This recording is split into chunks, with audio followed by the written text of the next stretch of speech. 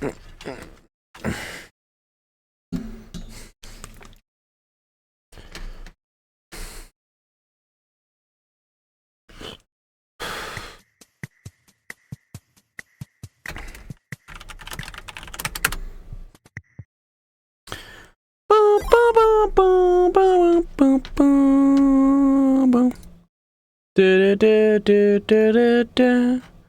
I want to play the music again. Where's the music? Let's get the music going.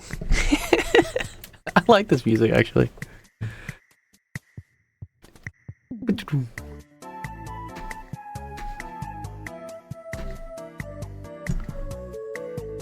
It's like the Mario music, almost. Oh, I like it so much.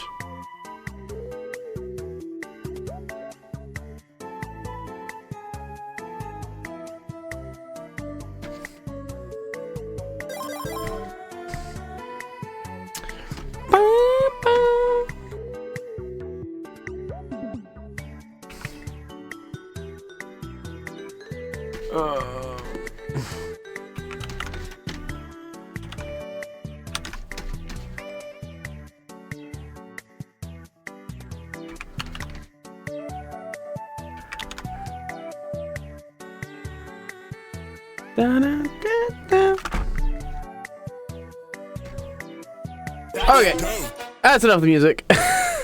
What's up, Alexandria? What's going? Well, I saw Alexandria for a second. How'd your AP exam go, Alexandria?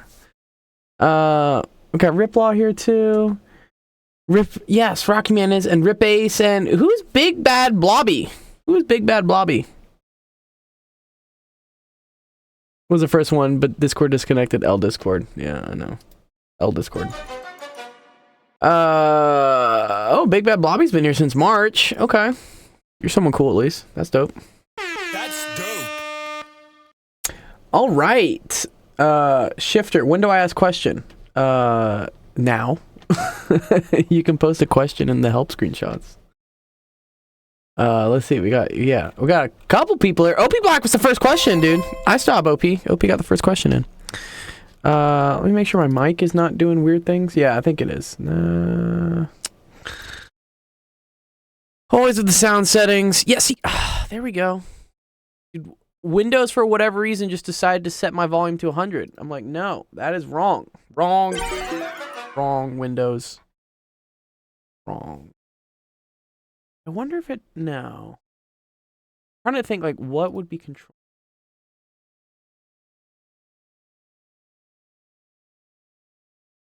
Use device type.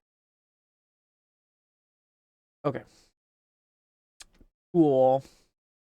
Got one person in the TikTok. What's up, TikTok? My chat for this. Wrong. YouTube tree. Yeah, I know it's at. Where's my chat? There's my chat. Check.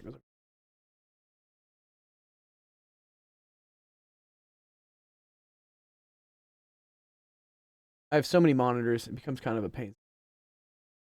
But I think I got it. All right.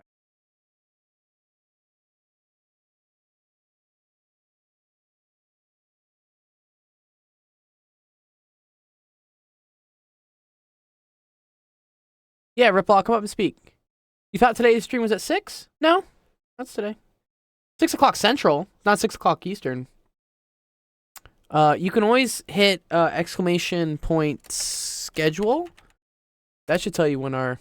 There, that always has our schedule. If you're ever wondering when I stream here. Although I'm not going to be streaming on Friday because I have to go fly out to Chicago. My sister's graduating from law school. I hate graduations, honestly. Mainly because something bad always happens on a graduation. My high school graduation, my girlfriend broke up with me over Facebook. Like on graduation day in high school.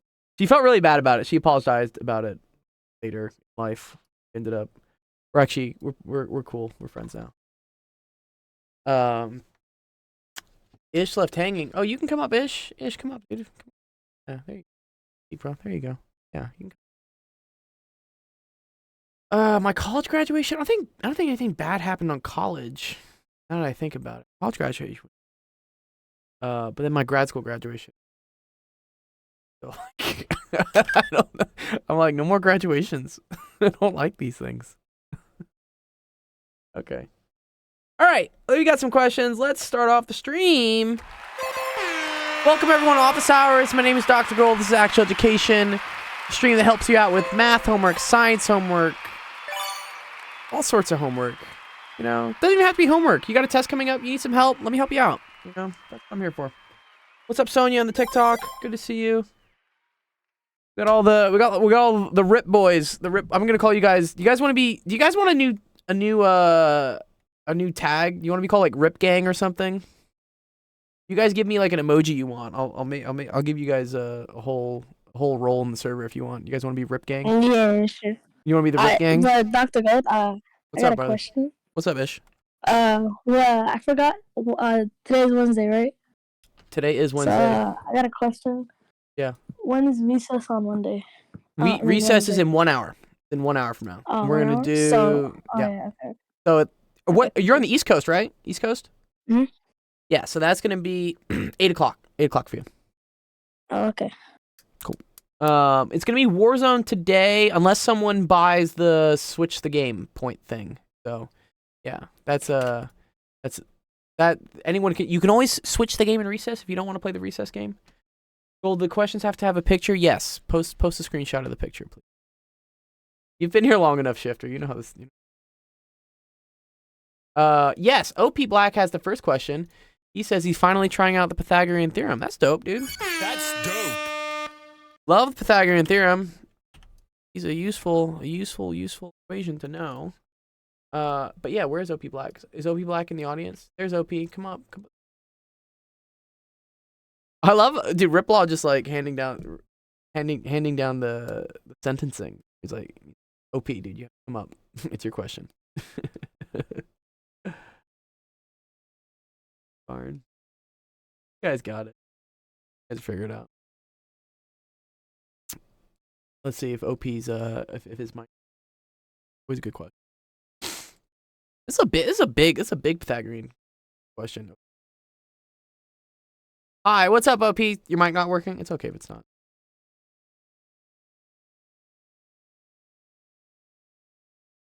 Easier if your mic works. I can talk to you. Bond.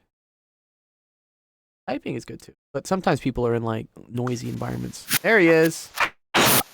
Oh God. No.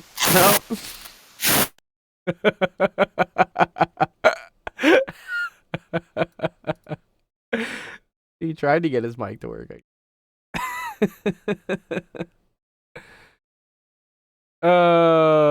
I know. Yeah, I need to basically just buy all you guys mics. They're not that expensive, honestly. Bro, I'm broken. Yeah, it's okay. Here, you can just type. You can just chat. You can chat. It's okay. It's okay, OP. Chat. All good. All right, let's see. What is the length of the missing leg? All right, cool. We got a triangle here. This is specifically a certain type of triangle. This is called a right triangle. Right triangle. The reason why we know I spent all my money on Robux. Yeah, Yeah, we need to spend some money on a headset. The reason why this is called a right triangle, by the way, guys, is because it has a 90-degree angle. A 90-degree angle is always going to be kind of identified by this. You see this? This means 90-degree angle. I was actually teaching someone yesterday, and they were talking about like vectors and cross products and whatnot. They were doing this. And they were showing that, for instance, this line here was perpendicular to this line, but also perpendicular to this line.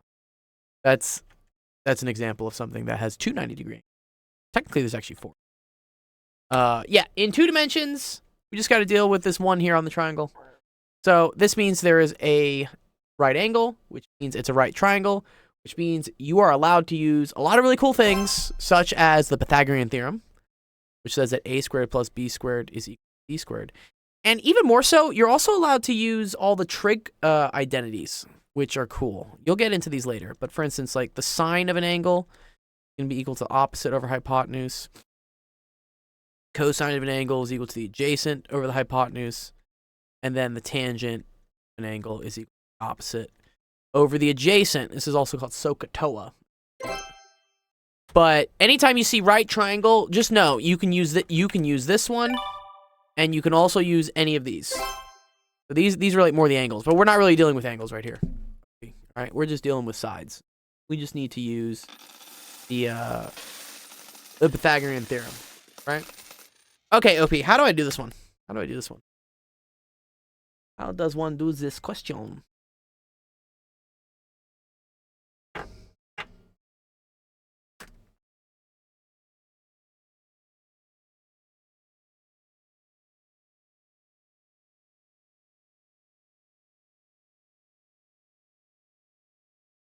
Uh-huh.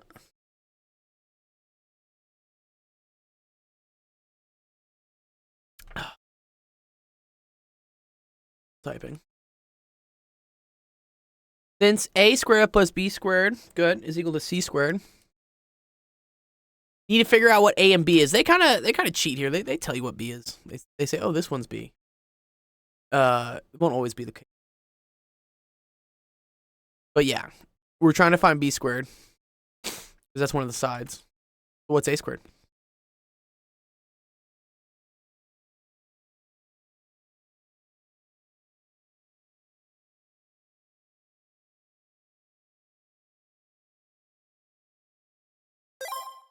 A is not 95 squared. No. So here, when we're late, this is very important. Okay, when you have a right triangle, okay, as such, okay, right, all right, the longest side is always going to be c. In the whole a squared plus b squared equal to c squared, whatever side you have OP, whatever side is opposite of the 90-degree angle, that one is always c. All right. This one can be A, this one can be B, or this one can be A, or this one can be B. It does not matter.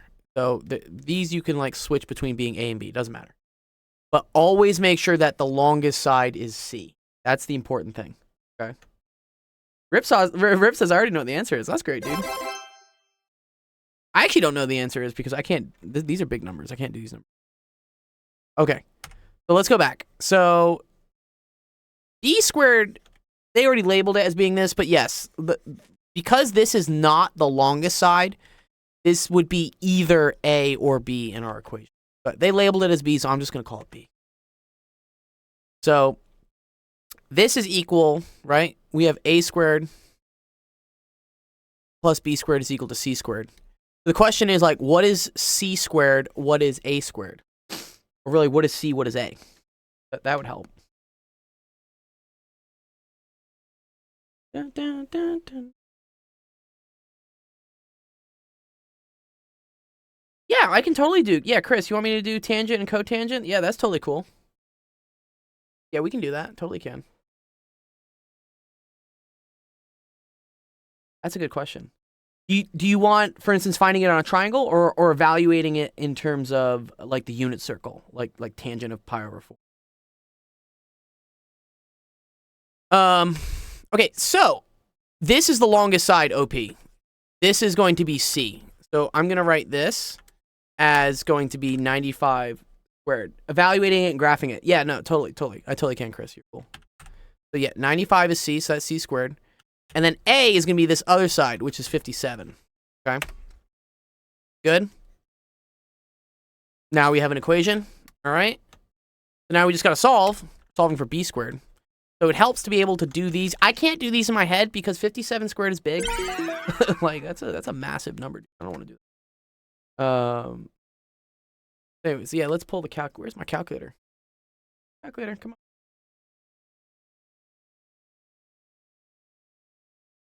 Oh, we got to find it. Where'd the calculator go? There she is. Yay, calculator. We love the calculator. Okay, cool. So if I do 57 squared, yeah, that's 3,249. Good. And then 95 squared is going to be... Oh, Jesus. What? There's so many digits on that. Oh, wait, that was 95 to the 5th. I was like, that has to be wrong. Okay, 95 squared. Yeah, 9025. Good. So We have 3249 and plus b squared equal to 9025. Okay, so then I'm going to subtract 3249 from both sides. And that's going to give me that b squared is equal to 5776. So b squared is equal to 5776. Okay. What's the last step here, OP? What's the last step that we do? How do we get b?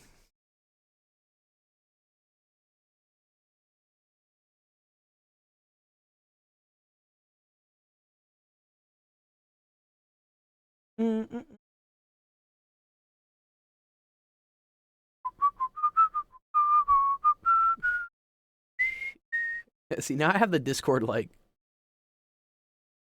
Square root. Yes, good. Anytime you want to get rid of a square, just square root both sides. So b is going to equal to the square root of 5776. Very good, Chris. Yep, 5776. So we can square root that. And let's see what we get. We end up getting... Oh, wow, it's a nice number. Oh, this is a big triple then. Wow. That's cool. Like, where's my... Yeah, where it is. Yeah, look what we get. The square root of that is just 76. Wow, that's super cool.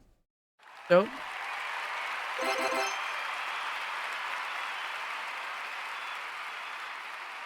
Oh, man. Oh, that is weird. I think where that comes from. Okay, so this is 76 then. What's up, Ramton? How's it going? Good, man. Did you know this was a triple 57, 76, 95? Like, what triple is this? 57. Is that a multiple of 76. something? Is it multiple 17 or 19? 19. Well, because I know these, right? 3, 4, 5, 5, 12, 13. What's the other one? Yeah. I don't know. But there is a way that you can find all of these as well. But it's 57 what and 76? 57, 76, 95. I guess if is 19 a multiple of these? I don't think 19. Well, no, then it's got to be something divided by 3. Like what, right? What's 76 divided by 3? Oh, wait. 6 divided by... No. Oh, it's not divisible. It's not. It's just a massive one. It's just like... dude, this is like No, one of the but- biggest Pythagorean triples I've seen. 76 divided by 19, is that 9 times 6? No, but that wouldn't work. 76 divided by 19. Oh, it's 4. Actually, I think it is- Oh, it's 4. Oh, wait. No. This is a 3, 4, 5. Oh, it's just a 3, 4, 5 times 19. Okay. Oh, I thought it was something cooler. Okay. That's still cool, though. There is a way to actually find these, because there is like a really long way of... Yeah, going we did a about it. proof on this at one point. Someone had one of these, I remember. Or was it Mhm. you that showed me? Someone had a question. Yeah, I did show something, but then the proof is like kind of like number theory-ish. I see. The video that I've seen is there's a YouTube channel called Michael Penn, Mm-hmm. and he's got like a really nice one that he kind of like just shows all of these stuff, or someone can, because you have to break it down into like 3 different It's like areas of like pieces. squares and stuff. And Sorry? then there's some you do something with like you put like squares on the sides of the triangle, and then it maps out something. I'm trying to remember what it was.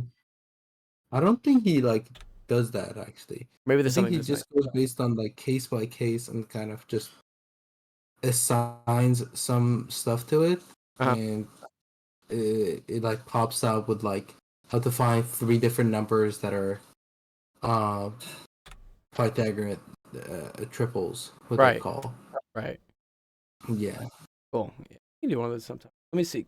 Chris has a question real quick about evaluating tangent and cotangent, evaluating graphing it. Yeah, everyone knows how to graph sine and cosine, Chris, but graphing tangent becomes weird because it has what we call asymptotes. You know what an asymptote is, Chris? Asymptotes are cool. Here, I'm going to draw some triangles that you guys need to know. And then we'll do... yeah, I think Ish, I think you're next. No, not Ish isn't next. Sorry, Riplaw's next. Riplaw's next. Rip, I'll do yours. Let me answer this real quick. This question on tangent and cotangent. Yeah, good. All right, cool. Right. All right. So I don't know. Like, so Chris, the whole unit circle like really sucks to be able to. Here was it. Unit circle chart. You've probably seen this massive thing right here. Where is it? This.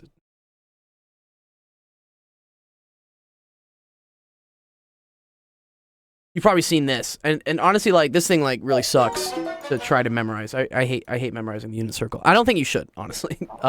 In reality, you only need to know 2 triangles. You have to know the 30, 60, 90, and then what we call the other one, which is the 45, 45, 90. Once you know those 2, you can do all of these in your head, which is like super cool. Why is there a pi in the circle? Good. That's a good question. Why is there a pi in the circle? We'll go over that. So the reason why there's a pi is they're writing these angles in terms of what's called radians. Have you seen radians before? You've seen degrees, I'm sure, right? Yes. Yeah. Yeah, radians are kind of weird. Radians is another way to write an angle. And the conversion factor for it goes is that 2 pi radians is equal to 360 degrees.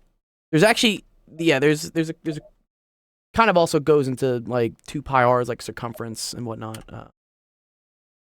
But for instance, so pi radians is equal to 180 degrees.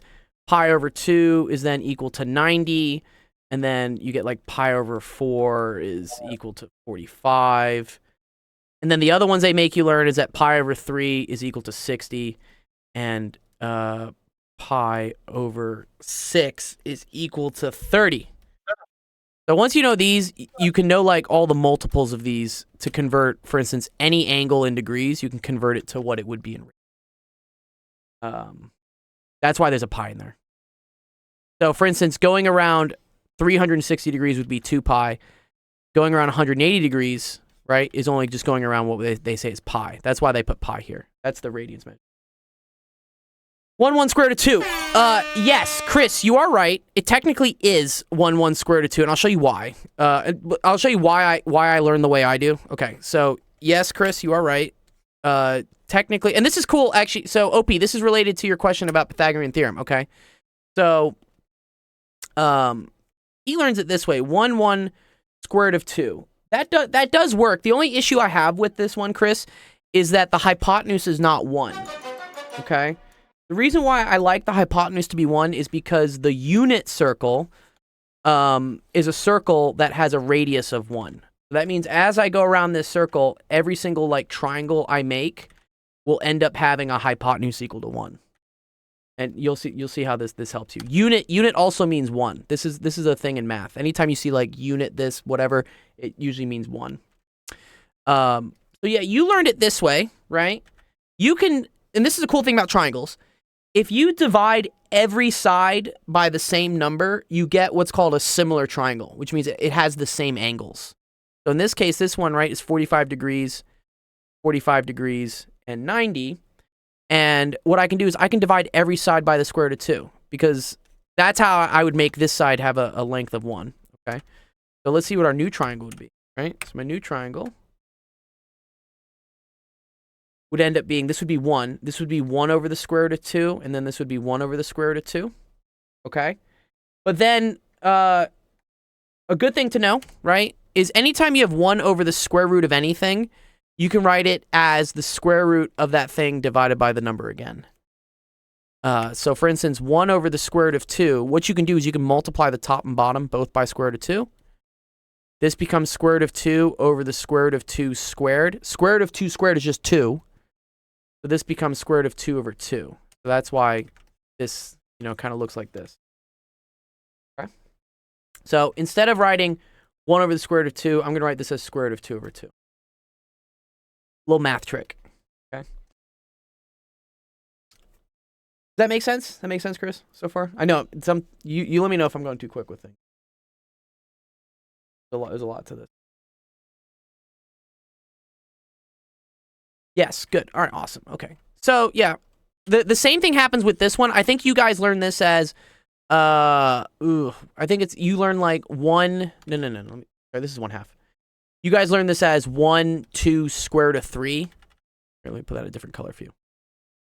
1, 2, square root of 3. It's the same thing. All we're doing is just multiplying each one of these things by 2. So in order to get from the one you know in blue to the one I know in red, just divide everything by 2. Again, and the reason why I like this is because if, for instance, the teacher asks you to figure out, hey, Chris, what is the tangent of 60 degrees, right? Okay. You could look at your unit circle, but, maybe you don't have it memorized. Or maybe you don't want to memorize it because, memorizing things is for biology majors. We don't need to do that. If you want to figure out what it actually is, you can kind of create your own little unit circle where what I'm going to do is I'm going to draw what like 60 degrees would be, right? This would probably be like 60 degrees. And then I'm going to connect this angle always to the x-axis. Never connect it to the y-axis. Don't do it. Connect it to the x-axis. And then see what type of triangle this looks like, right? This looks like a 30, 60, 90. Because this will make a 90-degree angle. This will be 30 degrees, right? And the 30, 60, 90, I know, remember, that was this one. So opposite of the 60 degrees, we had square root of 3 over 2. And opposite of the 30 degrees, we're going to have 1/2, okay? And then the key thing here, right, the hypotenuse is 1, okay? So now, if I want to figure out, for instance, what's the tangent, I know that's equal to my opposite over my adjacent, okay? And the opposite here, in the angle I've drawn, right? That's this. That's equal to the square root of 3 over 2, okay? And then my adjacent is this side, right? Which is 1/2. So now if I divide those two things by each other, right? Square root of 3 over 2 over 1/2, I end up getting the square root of 3. So that's how you can figure out, you can evaluate tangent. Is if, at least for the nice angles. If it's any multiple of 30 or 60, 30, 45, 90, 60, all those things, like you can figure it out. And you can see, you can verify that. Like let's say, for instance, I wanted the sine of 60 degrees.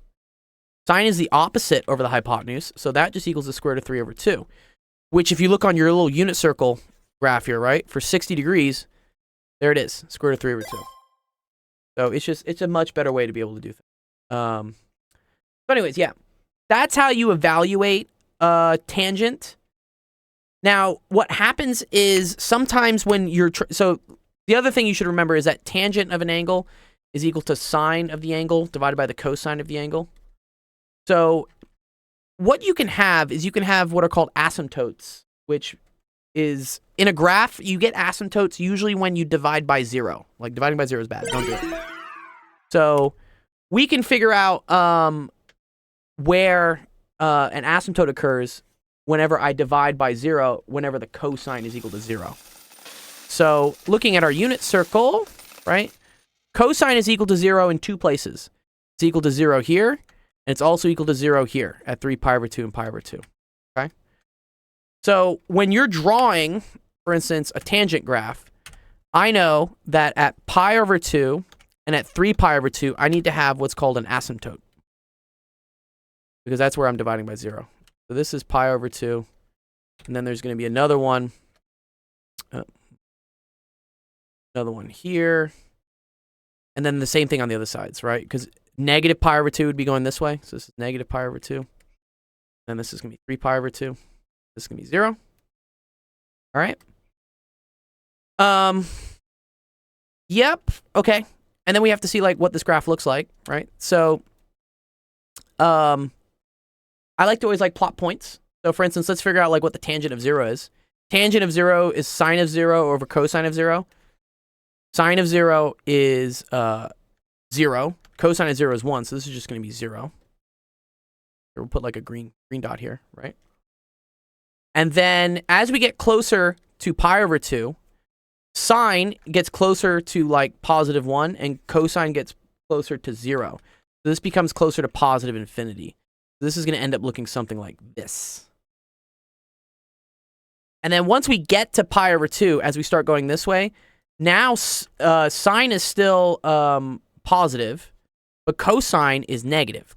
because the adjacent here is on the left side. So this is going to end up looking something this. And then it's going to kind of do the same.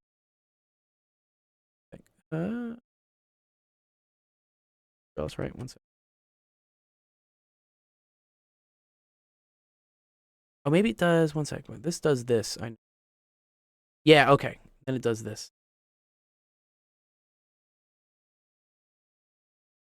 Uh-huh. Okay. Cool. Because, yeah, where else does it equal 0? Did I do 3 pi over 2? Right, and then this is going to be at pi. This will be at pi.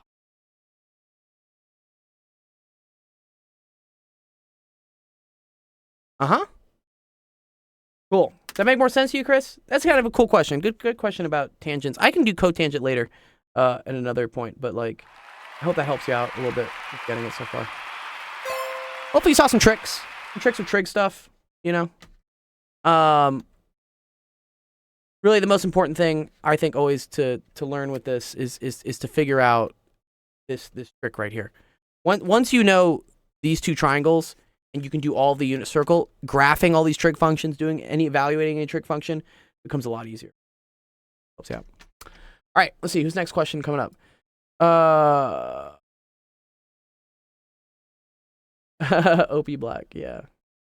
I can also so here's another cool thing, guys. If you ever ask for like questions and stuff, what I can do here, I can always just download this here. I'll save it to you as like a PNG. Here, we'll call this OP Black 1.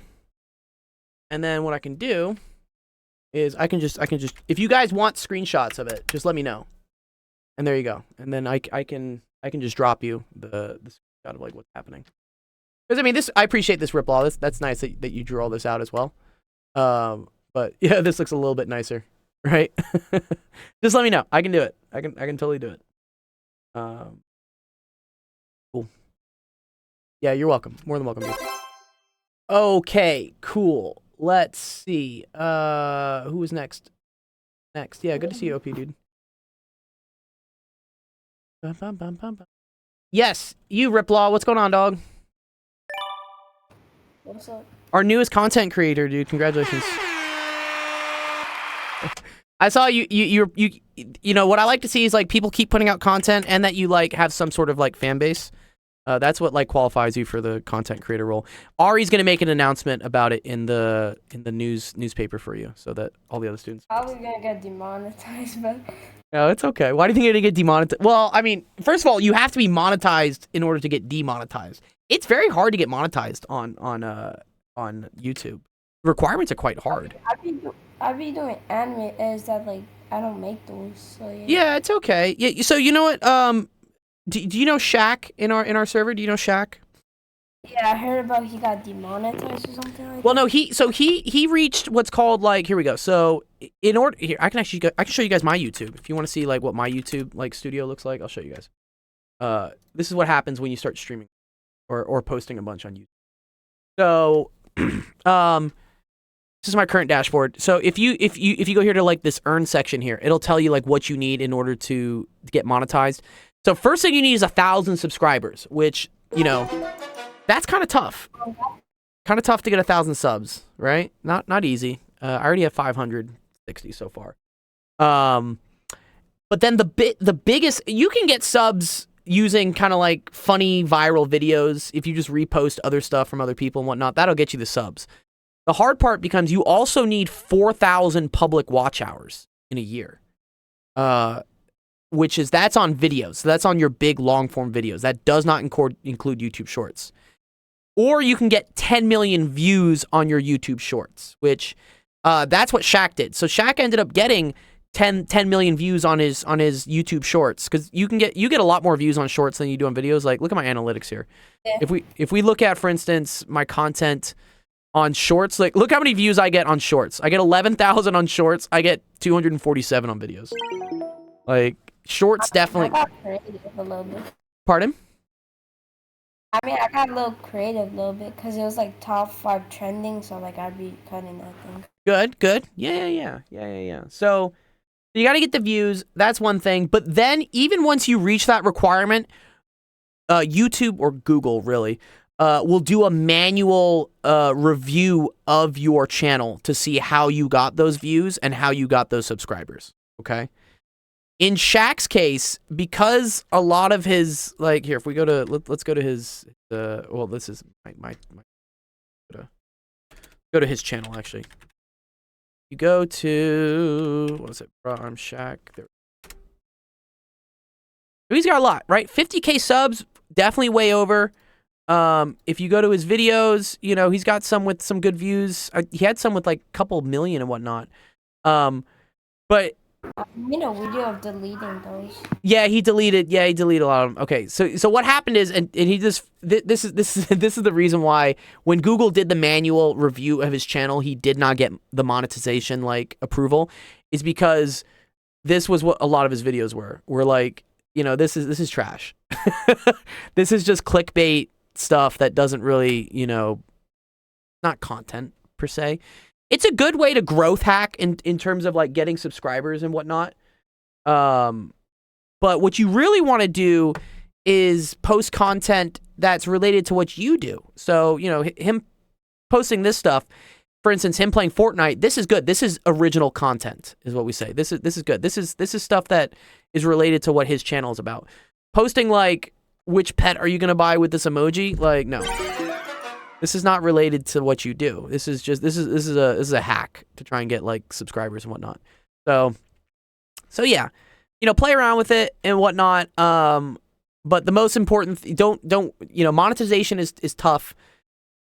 But the important thing is to post content that's related to what you do. If you're just doing anime like compilations and whatnot, that to me can still be creative, because you can be saying like, oh, I'm gonna rate like the top 5 fight scenes, and then you show every fight scene. That's still being creative, and that's still creating content. You are stitching together other people's content, but you're not just like blatantly like, you know, this is blatantly posting somebody else's stuff. Like posting, I don't know who this guy is. DDG, who's DDG Chain? Like, what is this, a new rapper you guys listen to? Bonjour, Habib. I don't know exactly. Yeah, this is. You don't want to be just reposting people's stuff. Make OC, you know. But, you know, the most important thing is to post. So, you know, you guys will figure it out. All right. Let's do your question, Rip. What's up? Okay. Stacy kept a tally of the number of emails she received each day for a week. Wow. She only got 3 emails on Wednesday? Dude, I wish I only got 3 emails on Wednesday. I get like 300. It's so many emails. What do you think I get more of, email or pings in Discord? Discord. Yeah, I definitely get more Discord pings. Everyone's like, Gold, did you see what I pinged? I'm like, bro, I get like hundreds of pings in Discord. But don't worry, I do get to them. I do get to them. But that's why people are sometimes like, oh, I didn't get the credit yet. I'm like, don't worry, I go through the channels. It takes time for me to go through them. Okay, here we go. Emails, yes. According to the graph, what was the rate of change between Tuesday and Wednesday? That's cool. You know what rate of change means? I'm not sure. Okay. Rate of change, okay, is what we call like the change in something over the change in time. Usually that's what rate of change is going to be for you. Okay? That's what this triangle thing here, Rip, this is technically called a delta, which just means the change. Okay? I've heard of delta before. Heard of delta before? Yeah, it's a Greek thing. Yeah. So, if in this case I want the rate of change of emails, okay? So I want the change in emails all over the change in days, right? Because that's the time that we're changing. We're changing from Tuesday to Wednesday, right? Okay. Okay, so what was the change in emails from Tuesday to Wednesday? So for Tuesday it had like 1 mail, but on Thursday it had like 9 mails. Good. That's from Wednesday to Thursday. We want to go from Tuesday to Wednesday, though. Oh, I didn't know that. All good. So 1 Tuesday, to 3. 1 to 3. Okay. So what was that change? How much did it change? 2. Good. The important thing is it's +2, okay? Because things can be plus or negative. You'll see. The other way to write this like delta here is you say this is equal to the emails final minus the emails initial, okay? Okay? So it's like the final amount minus the starting amount, right? Ending minus starting. This is another way. It's like end minus start. Okay? So Stacy ended with 3 emails, but she started with 1. That's why this delta emails is +2. Okay? Okay. And then how many days were there between Tuesday and Wednesday? Oh, 1 day. 1 day, good. So you're going to have change in emails, which is +2, divided by the number of days, which is 1. So this is 2/1, which is the same thing as 2. And then this is where like the units comes into play, because it was emails over days. The other way to write this is emails per day. Okay? So yeah, that's just going to be 2, which is good. Nice, good job. I want to do one little bonus one here. Little bonus, okay? What if I ask for the rate of change, let's say rate of change between Thursday and Saturday? How would you do this one? Thursday I had 9 meals and then decreased to like 6. I think. Good, Yes. good, good.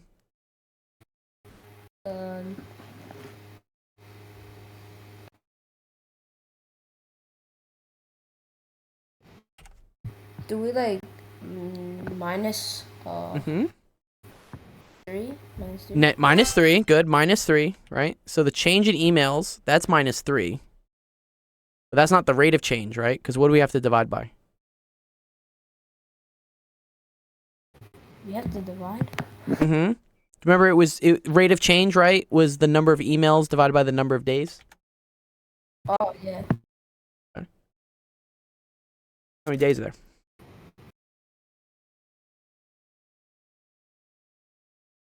2. 2.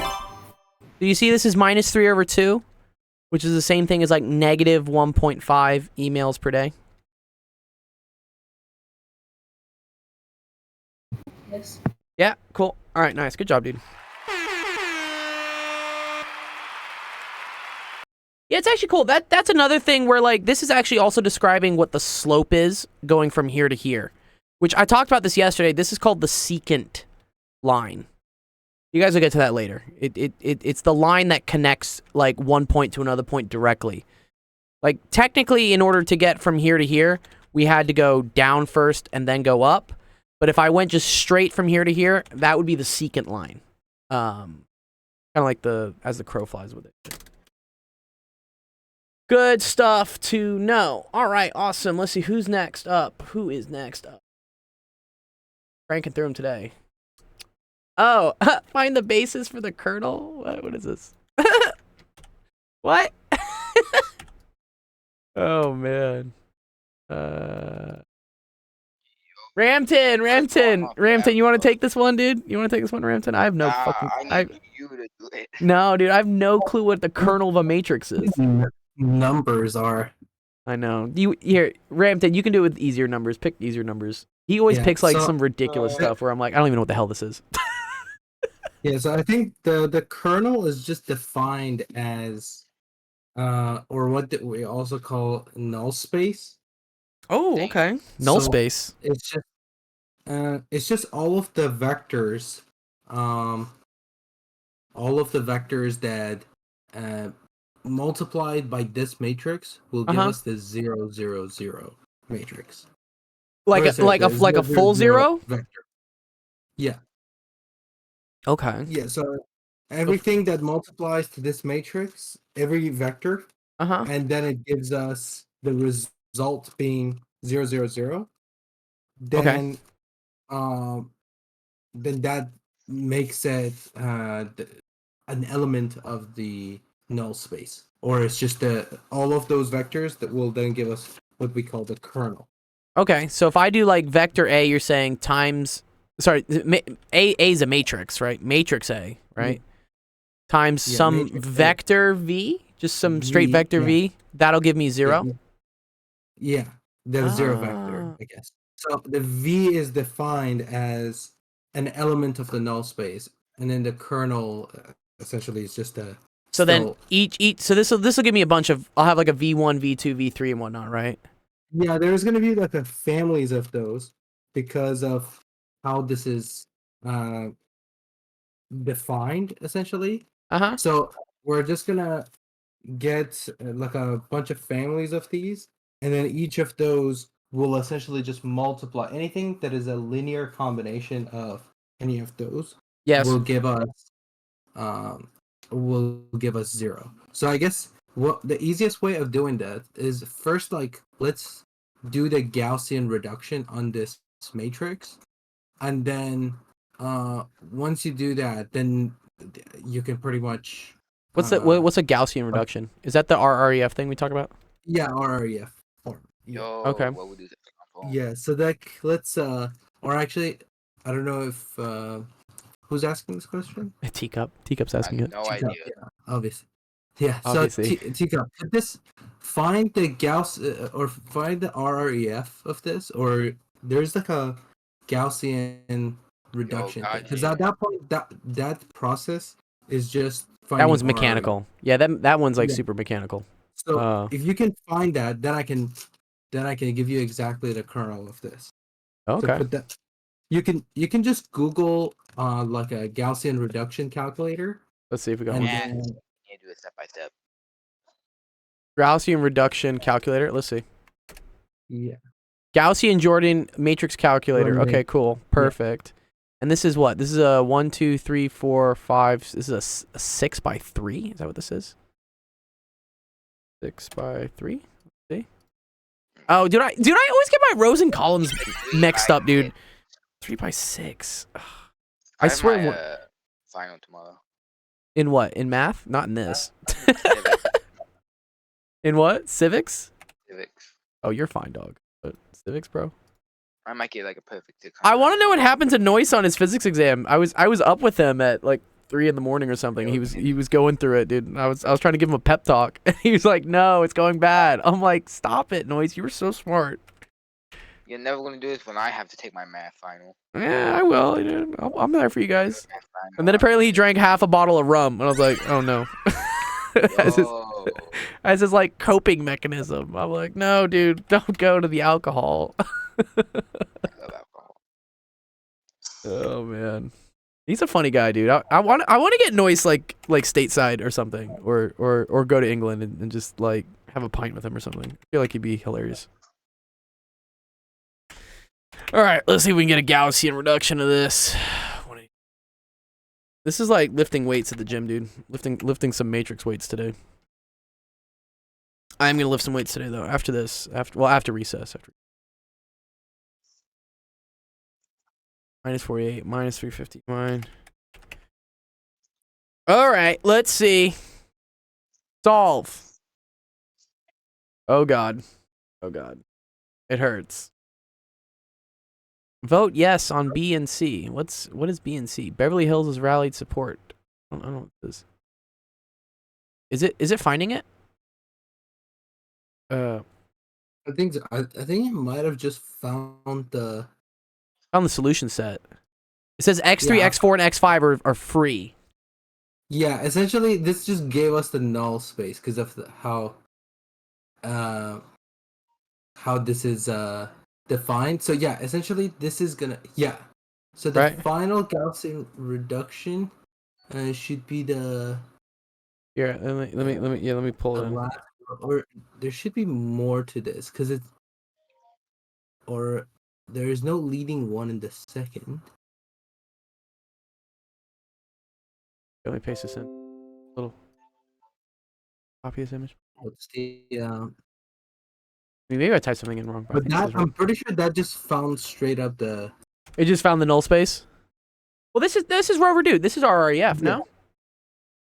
Yeah. So this is, well, technically no, because we need leading ones in Oh, in here Um, as well. Well, oh, so here's no. we That only have 1, 3 2, equations 3. with 5 unknowns, right? Oh yeah. Sorry, the 1, 2, 3. The first row. That's just name of the rows. I like got confused. I thought those are 1, 2, 3. Yeah, Okay, yeah. yeah. So yeah, this is the RREF form.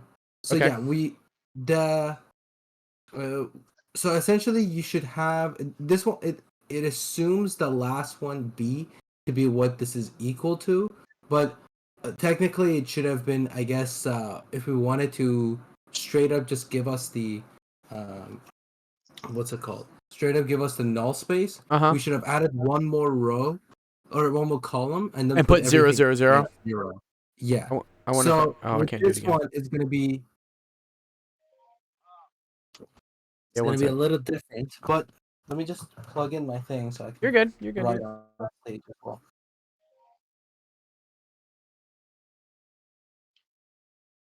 Oh, thank you, Dr. Nibs. I'm sorry. Yeah, it deleted your link for. Yeah. So this is the Gaussian reduction, or Gauss-Jordan elimination, they call. So this is what it comes down to. So now in Thank you. here, it's going to be x6. We call this x6 because technically our formula is whatever this matrix is times what we can call x1, x2, x3 equals to 0, 0, 0. So we said, what are these values of that gives us this? So essentially, you're gonna have to, or sorry, x1, x2, x3, x4, x5, x6.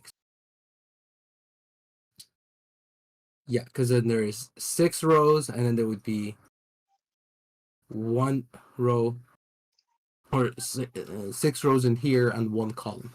And then this one this is a 3 by 6, and then our solution is going to be 6 by 1. All right, so once we set this equal to 0, we're going to have a bunch of free variables. So anything that is not a leading one is considered a free variable. So we have a leading one here. We have a leading one here. And ideally, we would have wanted to have a leading one here as well. Right? So we don't have a 1 there. So we only have 2 leading ones. So there's a few things that you can find about this matrix. I guess this is good practice as well. So the rank of this matrix is what's the rank? 2. Yeah, rank is 2, right? Good. Yeah. And then the dimensions of the null space. Nice. Yo, thanks for the follow, Dr. Nibs.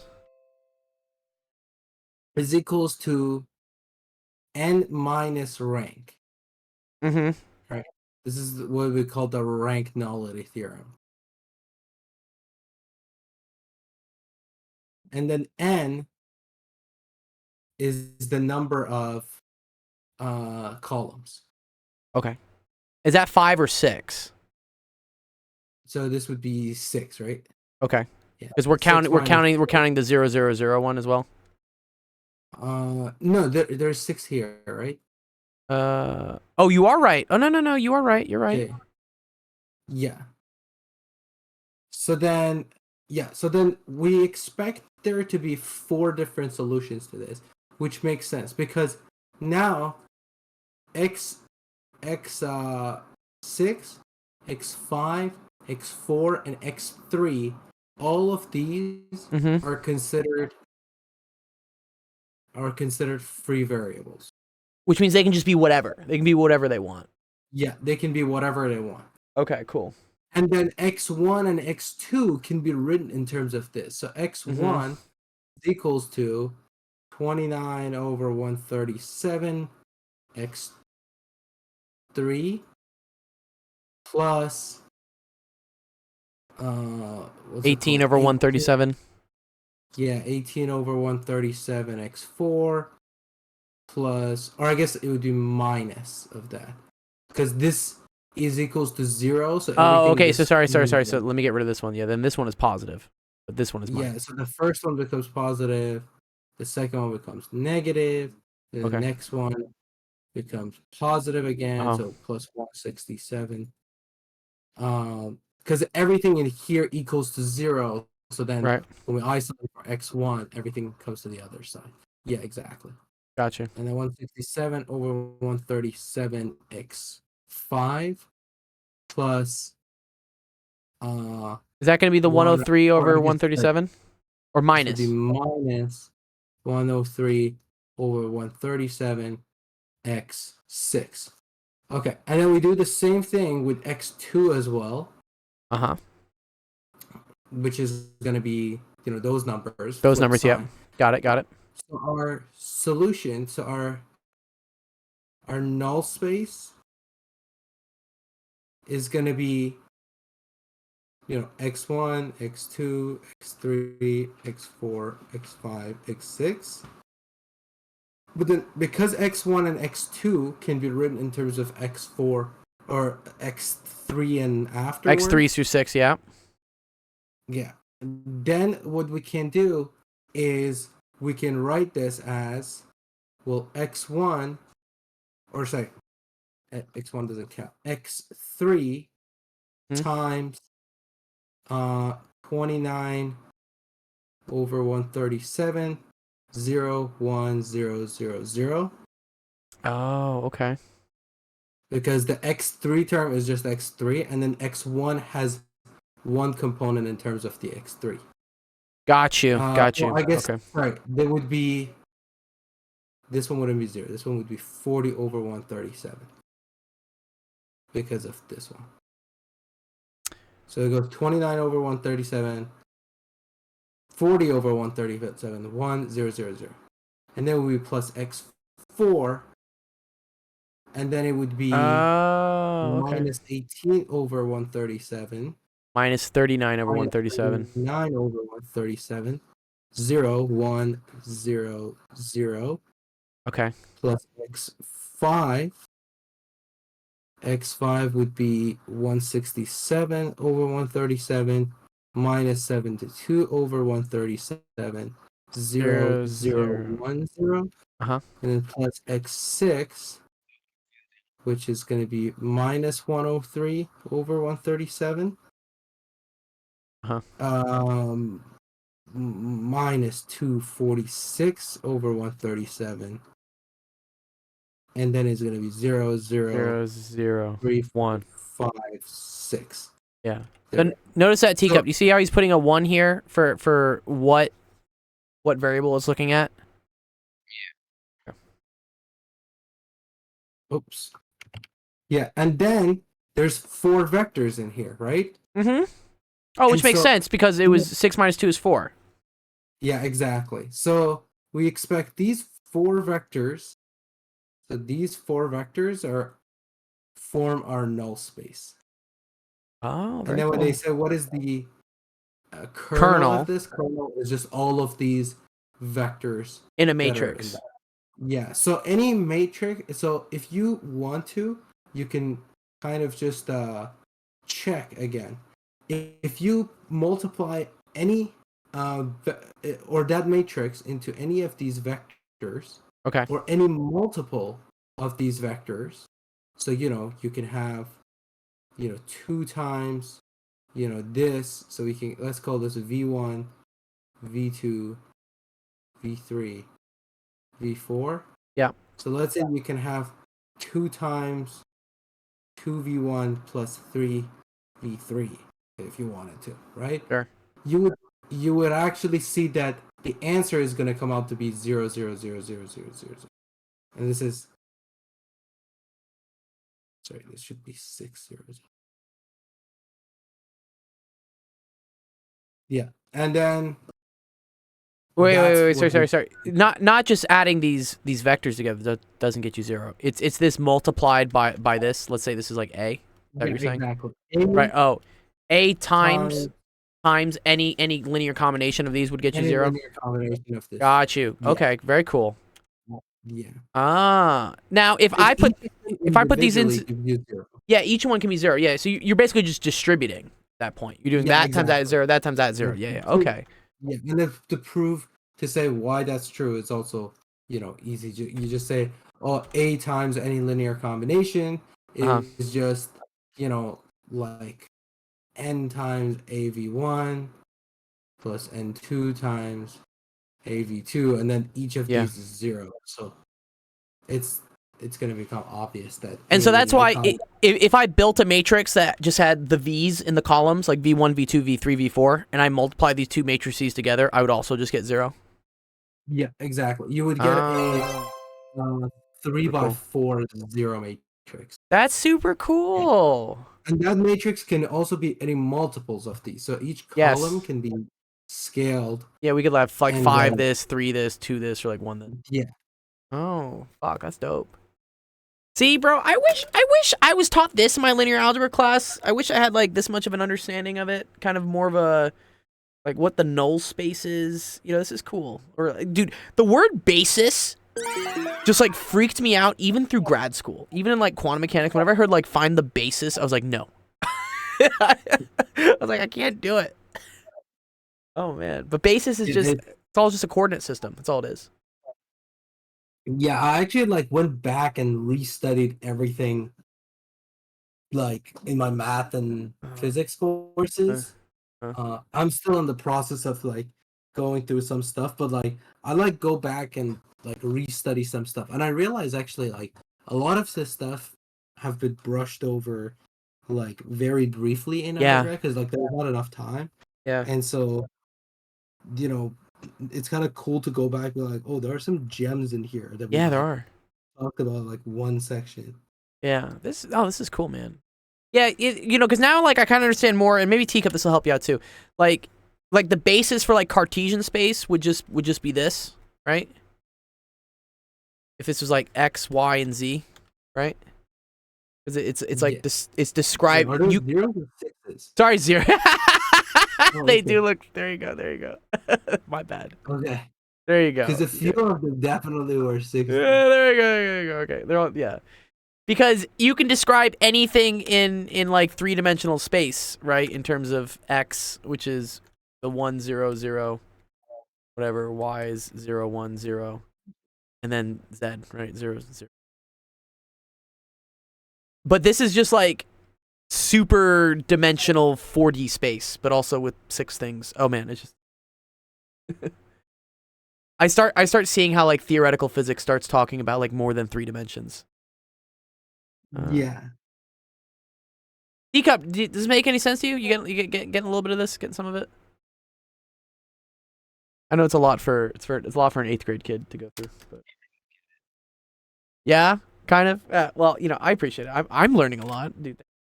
Like that's dope. Teacup is in 8th grade? What's up? Did you just say Teacup is in 8th grade? Yeah, he's in 8th grade. I think he is, or 7th. Wait. 7th or 8th, I think. Yeah. 7. Oh, he's in 7th grade. My bad. No, You're in 7th grade. I'm in 8th grade. Oh, he's in 8th grade. Dude, when did you hit puberty? The way your voice is, I thought you were like grade 11. What the hell? Yeah. Dude, I still haven't hit puberty. I still have the highest pitched voice ever, dude. Man, I know, man, Teacup's dude. very- It's got to be something in. They put something in the milk, man, dude. They put something. There's fluoride in the water. I drink tea. Yeah.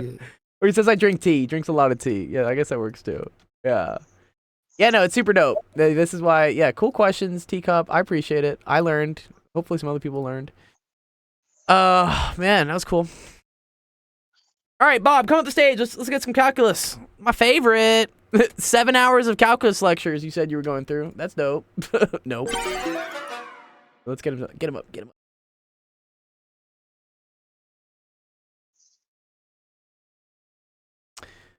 What's going on, Bob? Yo, How's the 7 hours of lectures? Like what? I'm not gonna watch of it. No, you shouldn't, dude. Don't do that. Just do the practice questions. If you need help, maybe go through the lecture that he goes over, but you don't need 7 hours. That's ridiculous.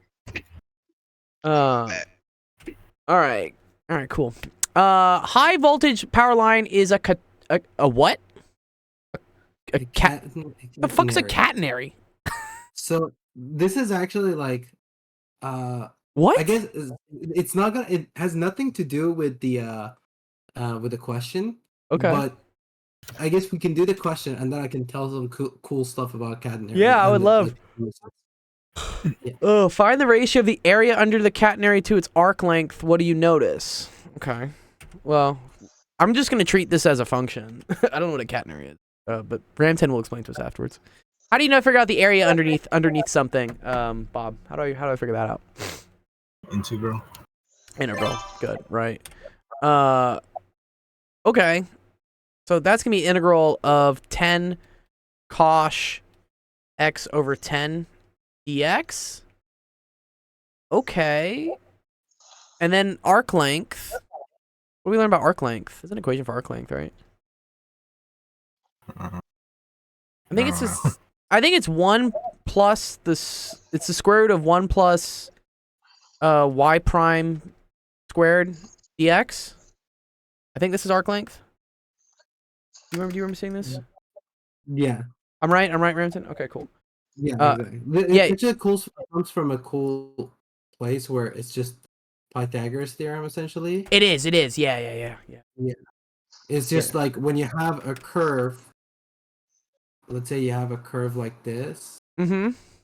You can zoom in on this part. Let's say infinitely small, right? And that part, if you zoom close enough, it's gonna look like a straight line. And then you say that straight line is what we call like ds. Yeah. Which is the arc length.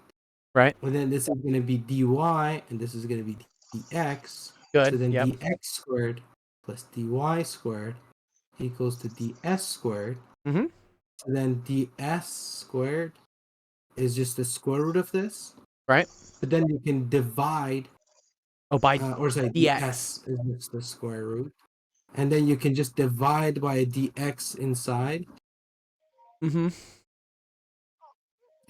Wait, sorry. I want to make sure. Oops. Oh, no, erasing. Okay, there we go. And then you can divide by dx, so you get 1 plus dy dx square root. dx. Yeah, that's where it comes from. Right. Yeah, very cool. Very cool.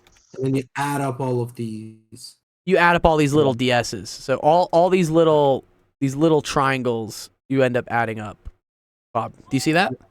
Mm-hmm. Cool. All right, good. All right. So, yeah, that's where it comes from. So if you just need to do the derivative of cosh, which I think the derivative of cosh is sinh. Yeah. Is that right? Okay. So this is going to be 1 plus, and then this is a chain rule. So this is going to be 10 over 10. So it's just going to be sinh of x over 10 squared. Okay? Mm-hmm.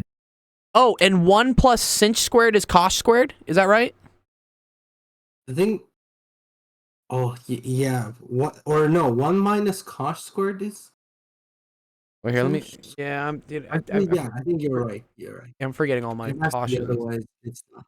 Otherwise, it doesn't work. Otherwise, we're not happy. Yeah. Hyperbolic functions. There we go. Oh man. Okay. Blah blah blah. Yeah. Cosh squared. No. Cosh squared minus sinh squared is 1. Ew. Yeah. Wait, no. So that's right then. You just rearrange. Oh yeah. Cosh squared minus sinh squared is 1. Yeah. So 1 So that 1. plus sinh squared is cosh squared, right? Yeah. Okay. Yeah. Good. So this becomes cosh squared. Okay. Of x over 10. Oh, okay. Very cool. And right, the square root of squared, right? This goes away. Okay. Mm-hmm. So the area is 10 times the arc length, I believe. Oh yeah, that's it. See that? Yeah. Okay. Yeah. Cool. A telephone line is described by that. Okay. So I'm guessing this is just like it's a times. It's gonna be 8 times the amount. Like if I just replaced a with 10, that's all it should be. Is that what the answer was? I don't know, but these hyperbolic functions are confusing. Yeah. I mean, honestly, like, when do you ever really use cosh or sinh? Like, never. But it's one of these weird special topics they make you learn in in calculus. But you said something about like 427. The answer to 427 is 10, but I don't know the answer to 420. Oh, it's just A. Yeah, it's just gonna be A. If we replaced everything I did here, like if I replaced the 10 with an A, you would also get that it's A times it. Mhm. Same process. Yeah. Rampton, you want to go like what the hell is a quaternary? Catenary? Sounds like catheter. Dude. Yeah, so I guess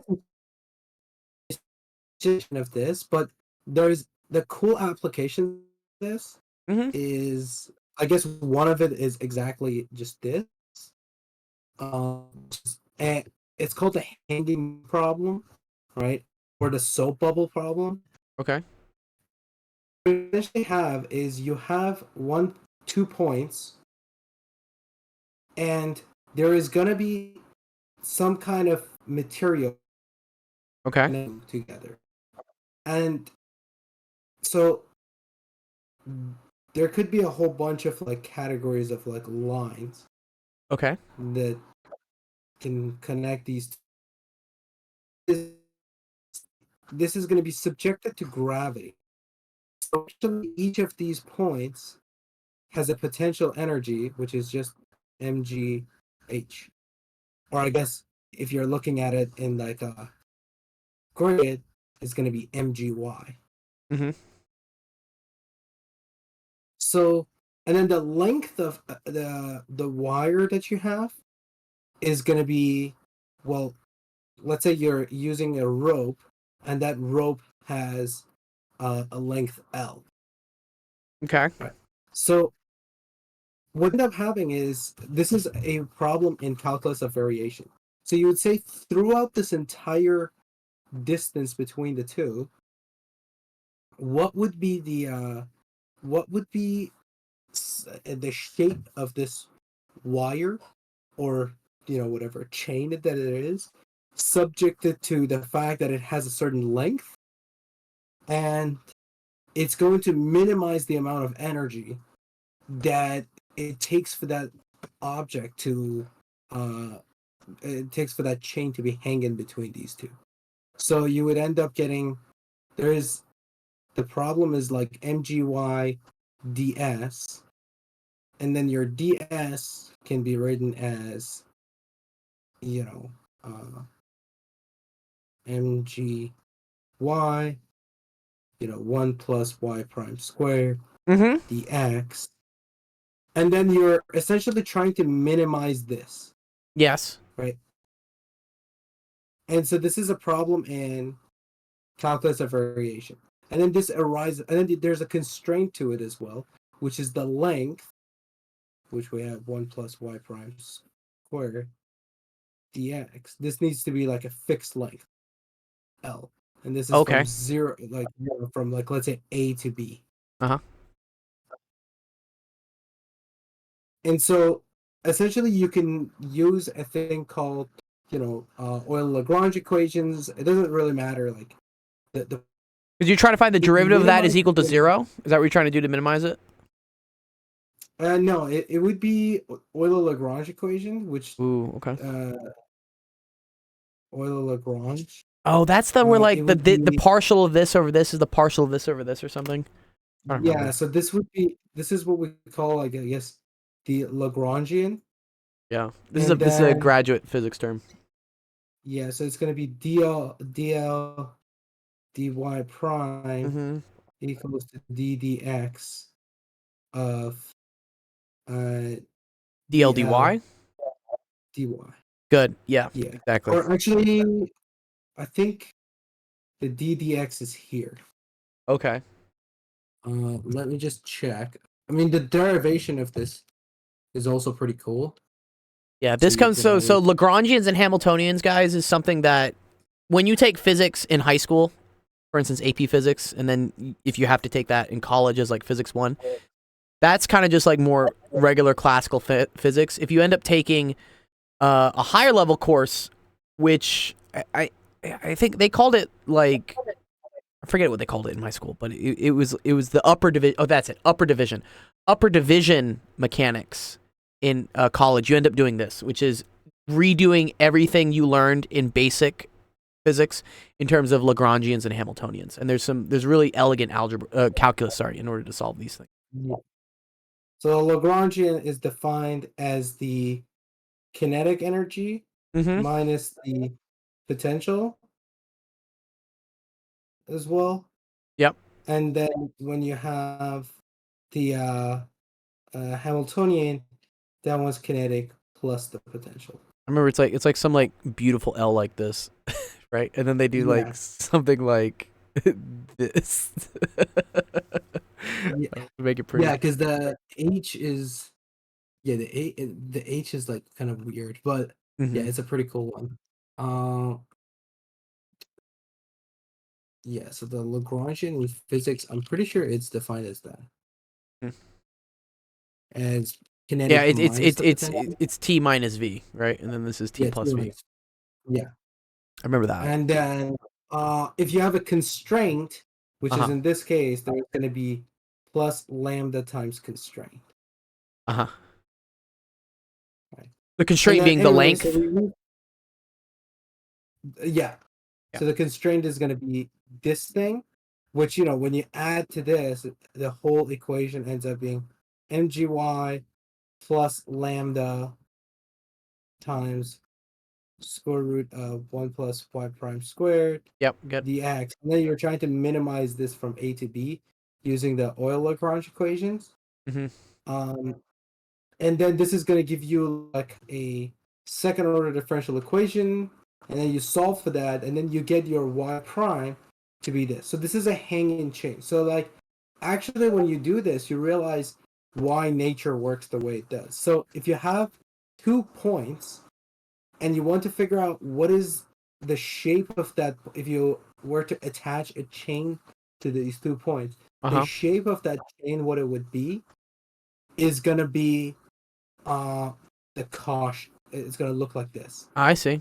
This Yeah. is like a cosh function. Yeah, it's going to be a cosh function. Like it Oh, looks like a okay. parabola, but it's actually like a cosh. So it's going to be different. And Okay, very then cool. this is the 2-dimensional version of it, where it's like you're looking at a chain from side. But then if you have like 2 circles that are like this, let's say, this is going to create a soap bubble will form into this. So if you actually look at soap bubbles, when Yeah. you have like, if you have between 2 things, when you extend like the 2 rings, you Yes. realize their shape kind of starts to Look like a cosh? towards the middle.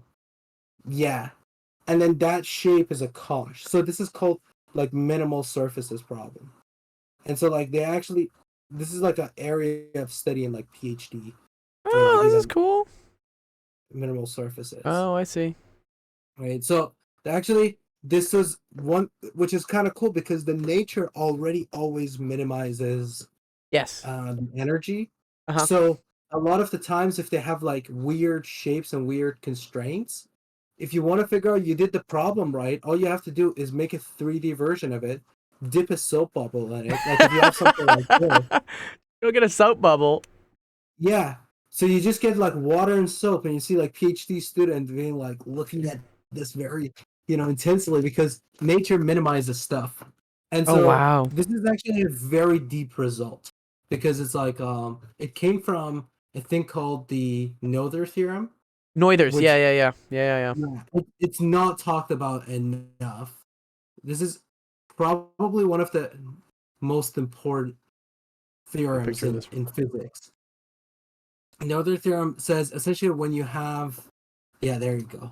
A little picture of a So soap bubble this there. looks like this is a cosh right here. Yeah.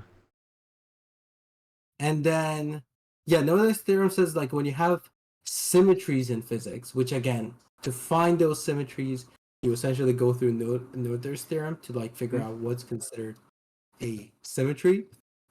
But when you have symmetries, you will have conserved quantities. So this becomes super important in physics because when you have we have a thing called a time symmetry. So like if you're looking at a phenomenon going like if you have like a tape and it was like playing as the time was passing by in the future, and then if you were passing by in the in the backwards direction of time, so it's going towards the past, you wouldn't be able to tell the difference, right? Because something going right into the future is the same thing as it's going like left into the past, right? Okay. So you don't know exactly, you don't know, you can't tell the difference between the two phenomena because you wouldn't be able to tell which way the time is passing by. Uh-huh. And so because of that, you would have a thing called the time symmetry. And so the time symmetry gives rise to the conservation of energy, which is super important for physics. So Noether's theorem mathematically proves that we have energy conservation in nature. Oh, that's So- wicked. Yeah. And then when What? you have a position symmetry, which Uh-huh. we call parity in physics, when if you have a mirror image of something, you wouldn't be able to tell which one is the original, which one is the mirror. Uh-huh. Then that gives us momentum, conservation of momentum, Gotcha. which are the two most important things. And then and then when you realize when time symmetry breaks, like near black holes and everything like that, conservation of energy breaks. So And then everything is messed up, dude. The world is just gone, as we know it, Yeah. divided by 0. That's super cool. Yeah. So like, yeah, Bob. I know you're probably like, why do I care about Kosh? Apparently, this is why, and that's cool. It's that natural phenomena in the world can be explained by these elegant, beautiful mathematical functions such as Kosh and whatnot, with all these very cool structures to it. It's super dope. Wow. This is again. I'm gonna go back and show this picture because like everyone always people ask, oh, why is math is king? It's just like, yeah, because at the end of the day, everything is math. Everything is math. Even all these things in physics, conservation of momentum, soap bubbles, and all this stuff can be described by math and proven by math. That is so dope. Wow. I'm gonna give it a little. That's dope. I don't know. That was very cool. That was very cool, Rampton. I like that. All right, nice. Okay, let's see. What other questions we got? I got like 3 more I got to run through. We got a lot. Let's run through them. Yes, Mojito, you can ask a question. Post a screenshot. Post a yeah, screenshot. sorry, I sometimes I feel like I go I talk a lot, but No, I you're feel good. like it's kind of useful to know like all of these stuff. Like, you're not gonna see Kosh anytime soon, so Uh-huh. it does seem like it's a little bit over people's heads. But at the same time, like, there is eventually there become really important applications of Yeah. Kosh that comes into. I mean, it comes because it's minimal surfaces and energies and all this stuff. It comes handy into like video games and all that stuff too. Like Oh when yeah, people yeah. design stuff. So there's a lot of applications to it in different areas. It's good for people to get like kind of again, a lot of it may go over their heads and whatnot, but they still get the introduction to it. And that's the whole point. I'm trying to like show there is relevance to why you guys learn this stuff. Mhm. The Yeah. real world depends on it. All right, let's see. Ishi, you still here, dude? Where's Ish? Ishi, let's see if Ishi's here. We'll tag Ishi. And then, or wait, did I answer one? Oh no, I answered Riplaw's question. Okay, if Riplaw's not here, then I have Shifter. If Shifter's here. Shifters as well.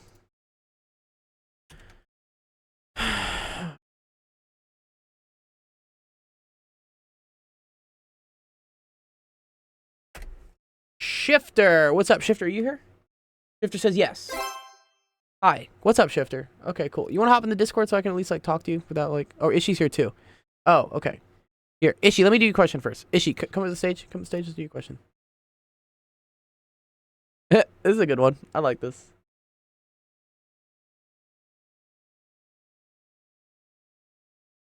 Your question. Yeah, Shifter, come in the Discord.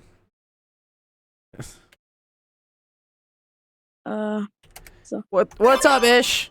Okay, cool. Also, This looks like a quadratic equation. Yeah, you gotta like solve or something. yeah, another Okay. one. Do you know how to solve this one? No, not really. Not really. Okay, cool. That's all right. A couple ways to solve this. We can do one of them. Do you know how to use the quadratic equation? I kind of forgot. Kinda forgot. That's okay. All right. Okay. Quadratic equation is x. Here, one sec. X is equal to negative b plus or minus the square root of b squared minus 4ac all over 2a. Okay. Okay. Okay. Good. Okay. All right. So what's A? What's B? What's C here? What's A and B and C? The variables. The variables, good. Yeah. But then, like, where are they in this equation here?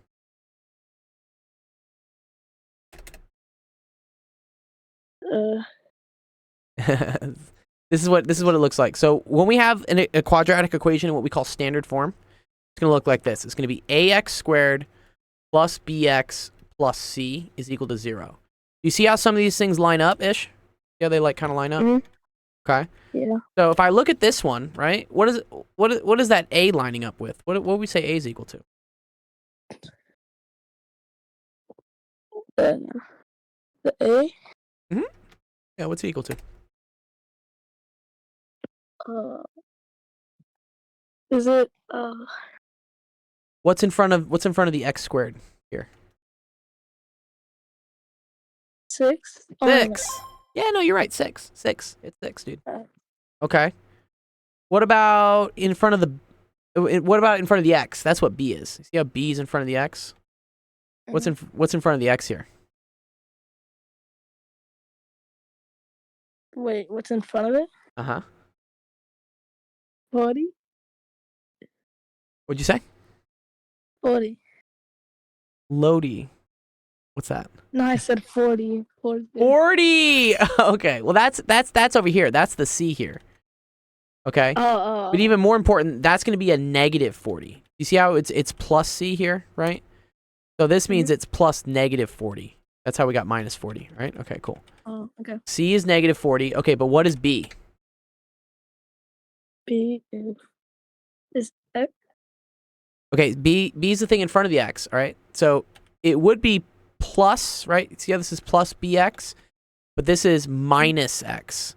So there must be something in front of this X causing it to be a minus X. What would that be? Negative. Negative 1. Okay? Mhm. Anytime you don't see something in front of the variable here ish, it's just going to be a 1. And even more so, this is going to be a minus 1 because it's minus X. See that? Mhm. Good? Yep. Okay. So now that I have my numbers here, I'm going to plug them in to like where they need to go, right?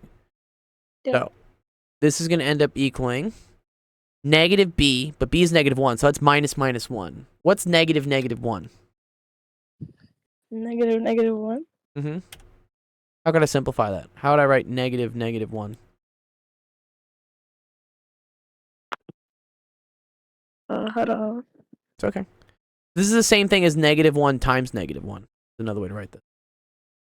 What's negative 1 times negative 1? Negative 1 times negative 1. You got it.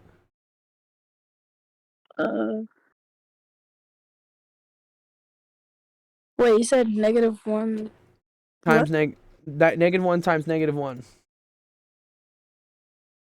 1. Good. That was fun. Z-Tip says you can't exploit Grim. Okay. Thanks, Grim. Now I know your TikTok dog. Okay. All right. So it's positive 1, right? Plus or minus the square root. Negative 1 squared is the same thing as negative 1 times negative 1, which you already figured out is 1. And then it's minus 4 times A. A, remember, was 6 times C, which remember was negative 40. Okay.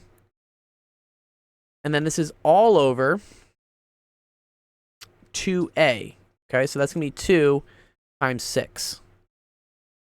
You see how we did that ish? Like all I did is I just put numbers in for the different letters. Okay? Yeah. Good. What's up, Grim? Hey, dude. All right. So this is equal to 1 plus or minus the square root. Okay, this is kind of weird. So 4 times 6 is 24. And then 24 times negative 40. I should know this. I think it's like 975 or something. I'm gonna use it. After streaming for an hour and a half, my brain stops working. 24 times 40, or I think it's 960. Yeah, 960. Okay. And that's negative 960 negative plus. Okay, so this is gonna be 961. Ugh, 961. What a gross number. I know. All over 12. Okay. Yeah. Okay, this is technically the right answer. I don't even. Is 961 prime? Like, square root of. It's 30. Oh, it's 31. Oh, thank you, Ramton. I didn't even know that one. That's a cool one. Oh, nice. Did you hear that there, Ish? Like, 961 is a nice square root. That's actually kind of cool. I learned something new. Yeah, 30 squared I know is equal to 900. I guess I should have seen. Yeah, that. that's what I do. I usually just like know 30 squared, and then I do 31 squared. Uh-huh. And then if it's like bigger, then I'm like, okay, I missed it. If it's smaller, then I do the next one. Yeah, I mean that's kind of like how computers like figure out. Yeah, something. because this is like 31 times 30, right? Must be 930, right? Yeah. And then I'm putting another. So then 31. another 31. Oh, that's cool. It's 961. Okay, cool. That's pretty cool. Good technique. All right, so this is 1 plus or minus 31 over 12. Do you know what this plus minus means, Ish?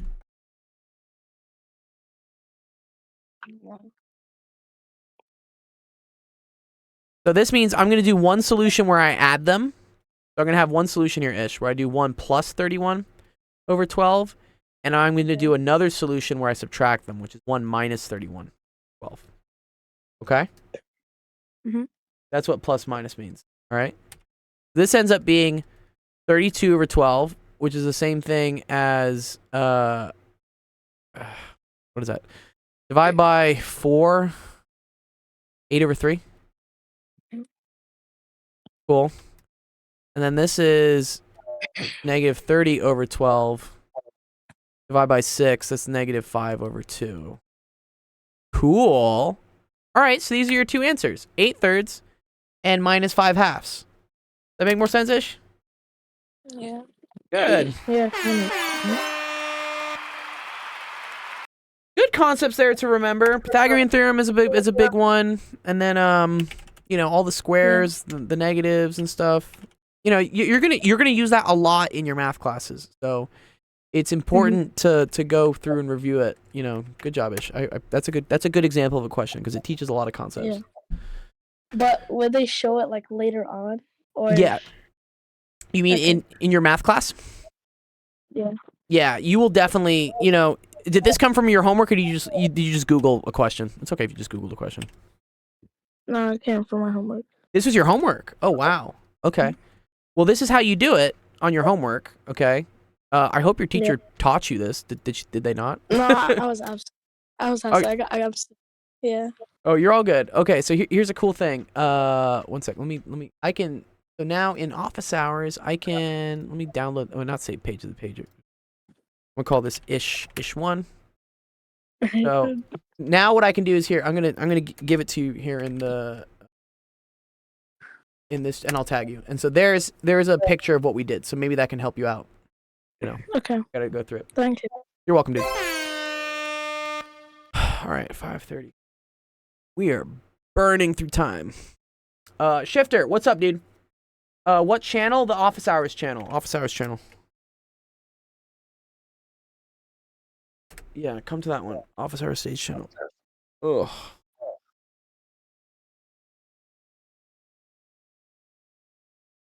Mojito did ask a question. That's a good one. Yeah, okay, yeah, this works. Okay, all good. You're good here. I mean, you can do it in, yeah, we also have a stage, yeah, okay, this one, yeah, this one, yeah, you're good, this one, good. Okay, all right, let's see. Kamari is reading a novel for his English class. For the first 10 days, he records the number of pages he reads, and his date is shown below. That's a decent amount of pages. Kamari's reading a decent amount, okay. What is the mean number of pages? That's good. Z-Tip says, oh no, what's up? How do I figure this out? How do I figure out what the mean is? How do I figure the mean, Shifter?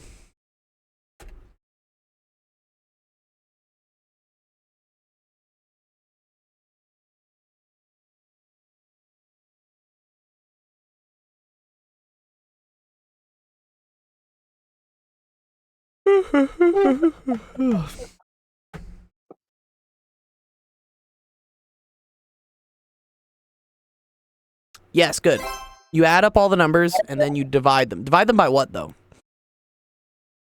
So yeah, this is 14 plus 10 plus 8 plus 20 plus 15 plus 15 plus 12 plus 10. There's a kind of a semi-rude, semi-funny joke for mean also. It's What like, was it? this guy walks up to this girl in a bar and says, "You look average." She says, "That's mean." And then he's like, "Exactly." That's dope. It's like one of those. It's like stupid. Dude, I love that, dude. That's hilarious, dude. You look average. That's mean. Exactly. Dude, I'm gonna use that next time. I'm gonna tell some girl she looks average. And if she says that's mean, I'm gonna be like, yeah, you're right. You divide it by the numbers in the question. Yes, you just add this, you divide by the numbers. Yes, correct. So, I don't know. That's a bunch of things. Add, divide. What are you actually doing in Math Shifter? I know you're not doing this. What are you actually doing in math class? Tell me what you're doing. This is an example of a question, but you already know how to do this. Let's find something you don't know how to do. That's the whole point of these questions, is for you to either get clarification about something you don't know or try to figure out. You're literally doing this. You guys are doing this. Okay. All right. I mean, that is true. Okay, fine. You're actually doing this. Do you know what the median is, Shifter? This is what I talk about, like, Ramton. Sometimes, like, dude, these kids, for instance, are just bored, fucking numb in their classes because they're just doing the same thing over and over again. They're like, we already know how to do this. And I'm like, okay. Yeah, that sucks. That I feel like there should be like extracurricular Right? like math activities. I feel like that's one thing that definitely pushed me is that when there is more. Plus, if you bite more than you can chew, Mm-hmm. then it doesn't matter because you're ahead of school, so you Yeah. don't even get discouraged. So You're not bored. I feel like a lot of these kids are bored. They're just like, wait, what am I doing? Like, this is the same shit over and over again. You know? I almost get bored myself when certain kids start asking the same questions over and over again. So I try to find something where, okay, let's find something new where you can reach a little bit to learn something. Yes, it's the middle number. What do you got to do first, Shifter, before you figure out it's the middle number? I'm going to teach you quartiles. That's what I'm going to teach you today. Yes, Mahita, I'll bring you up. Give me a second. What's up, Jack? Jack.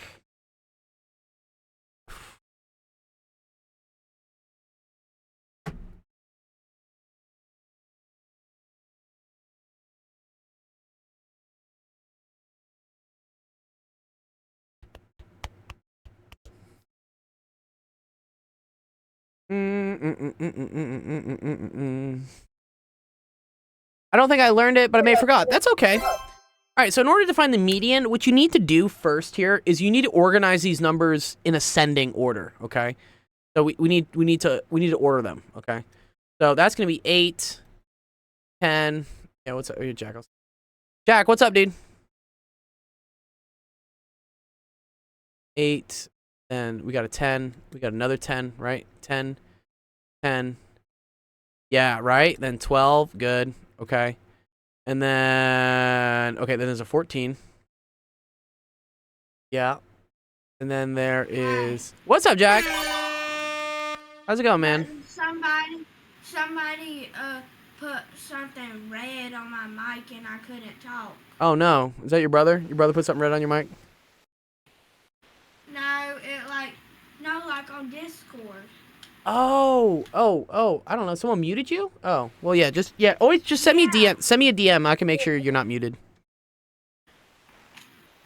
No, It's okay. but, like, Sometimes the mods do things that I gotta figure out. You want to play some War? Yeah, you can. We're gonna play Warzone in a bit. Did you want to play Warzone with us? Oh man. Oh, you like Fortnite, right? You like Fortnite. I can't play today. It's okay. It's okay. All good. Yeah. Let me finish this question with this student. I got one other student, and then actually I have like 2 other students. And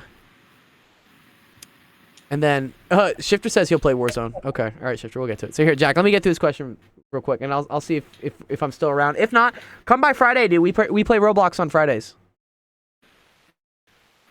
Cool. I don't like Okay. Well, we'll play Fortnite next Monday. I don't have school next week. That's good. Well, you can play all the video games with us all week, and you can also learn stuff. I also like. I can teach you ratios and stuff. You like ratios, right?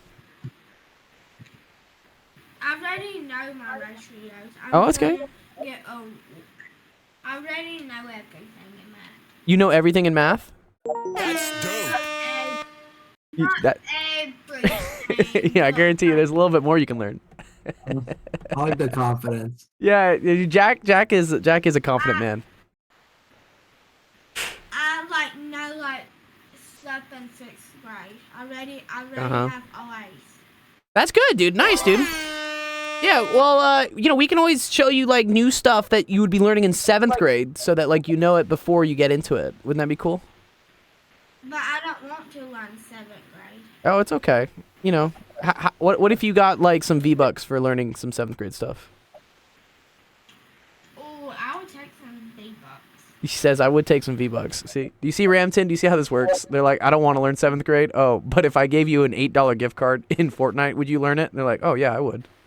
Honestly, this is way easier than I thought, and it's kind of like disheartening to see this is not already in school. Like, it's such an easy thing to get kids engaged. I Yeah, feel like they're yeah. gonna be like, Wait, I have a question. What's your question, Jack?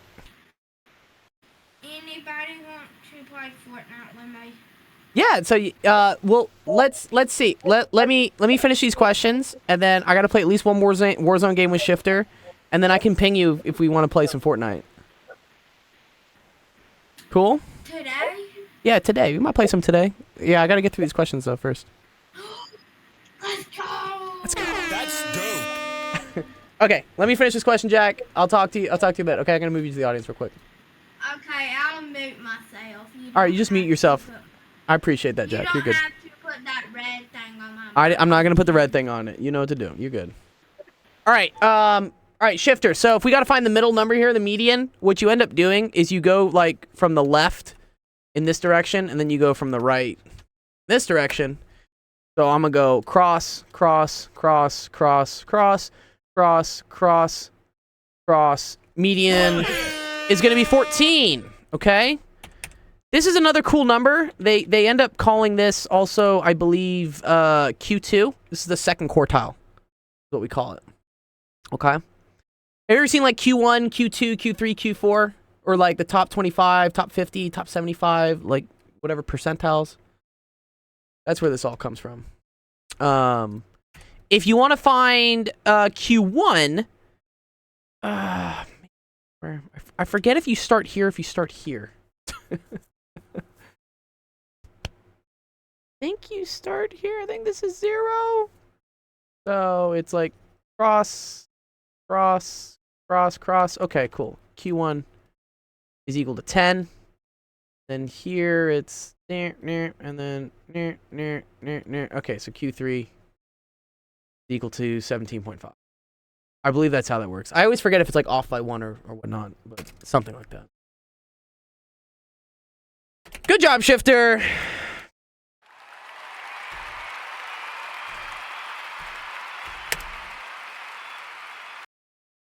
All right. What we got next? Trying to get through them.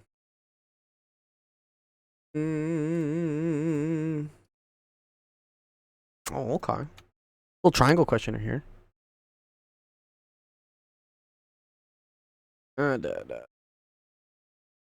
All right. Let's see. Ethan, what's up? You here? What's up, Ethan? Ethan around? Ethan? Not, I'll take Habib. And I think Mojito has his up. This is a good one. Habib, what's up? You want to do your question real quick? Yeah. I'm gonna step off, but then Yeah, you're good, I wanted Rampton. to message you in case in terms of we want to do the office hours tomorrow with me if we want to do Yeah. like a takeover. Yeah, Okay. for sure. Yeah. I'll make the announcement about it. If you want to Yeah, stream it on, have you ever streamed on Twitch?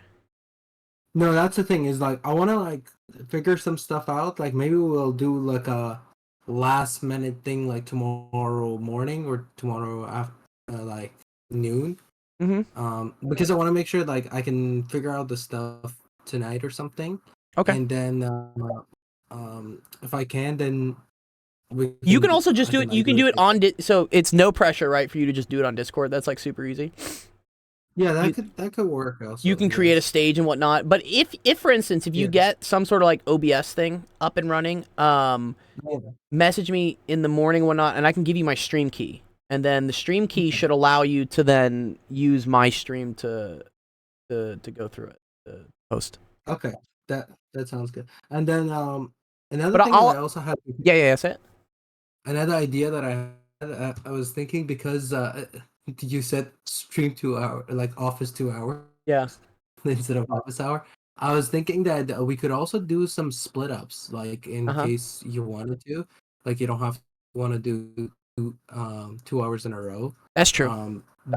Then we could do like first have some questions so it's gonna have some questions mine. Depends on whatever you're interested in. No, I like that. No, definitely. Yeah. And again, that's my whole eventual goal is that with all these questions that we can just start dividing it out. Yeah, sounds good. Yeah. Cool. I like that. All right. Yeah, I'll talk to you tomorrow. Talk to me tomorrow. Yeah, good. Mhm. I'll announce that we're gonna do we'll do a golden hour tomorrow hosted by you, and we'll figure out exactly how to post it. Sounds good. Cool. All right. Thanks, Ramson, dude. Thank you. Have a good night. You too, man. All right, Habib, what's up? You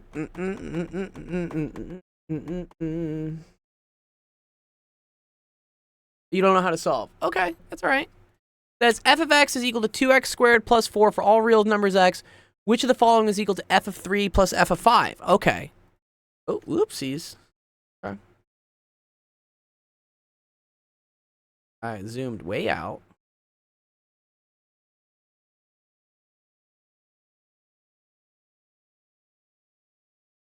Okay. You just plug it in? Yeah. Yeah. Right? So f of 3 is just plugging in 3 for everywhere you see x. So this is just 2 times 3 squared plus 4. Right? Yeah, good. So that's going to end up being 3 squared is 9, so this is going to be 18 plus 4, which is equal to 22. Okay, that's f of 3. And then f of 4, right? Or f of 5, sorry, is 2 times 5 squared plus 4. So that's going to equal to 54, all right?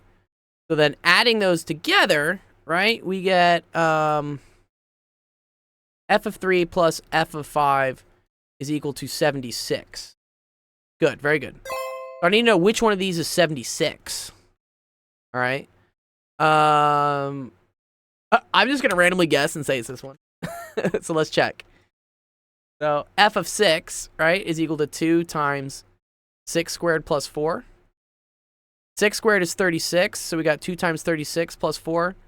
So that's equal to 72 plus 4, which is equal to 76, which, oh, lo and behold, dude, that's what it was. Good job, us.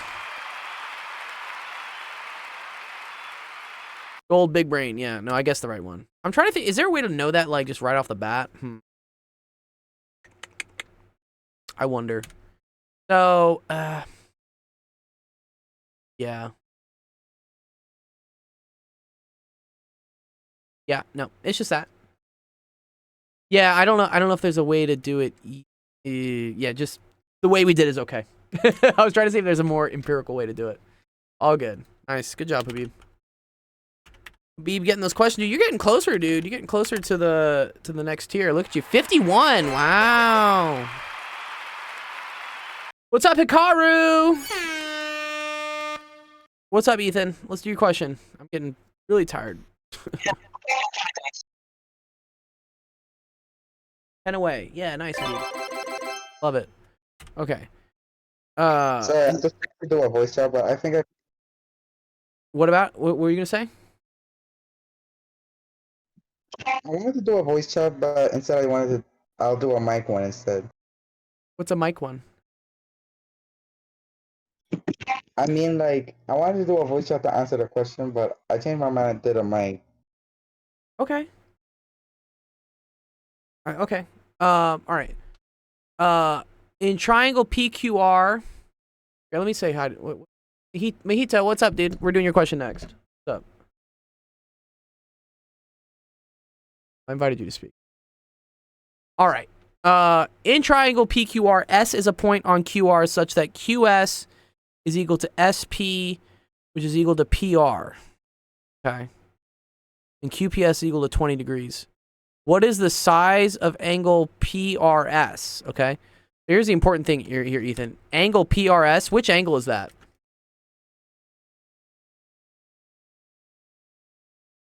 Which angle's PRS?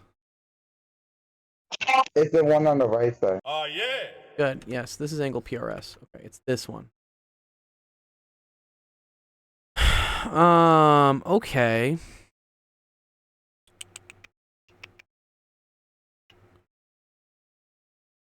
Interesting. Hey, Mr. Go. What's up, dog? Yeah. I was gonna ask a question, but well. What's up? What's up, Mojito, dude? Yeah, I see your question. We're gonna do it next.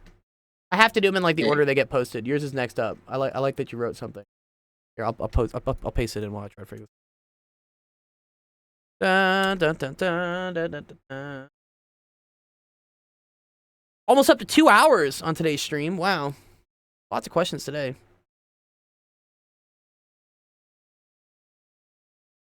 Post.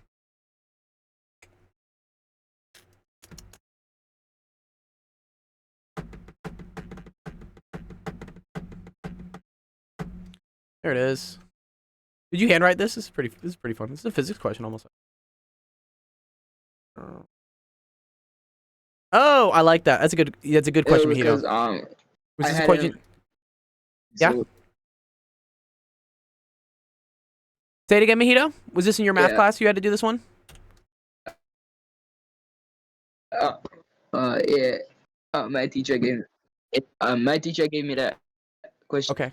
Sick. Here, let me do yours real quick, and then because this one will be really easy. Yeah. And yeah, let me do it real quick. This is easy. All right. 15-foot ladder. Today. Yeah. That's what I'm learning.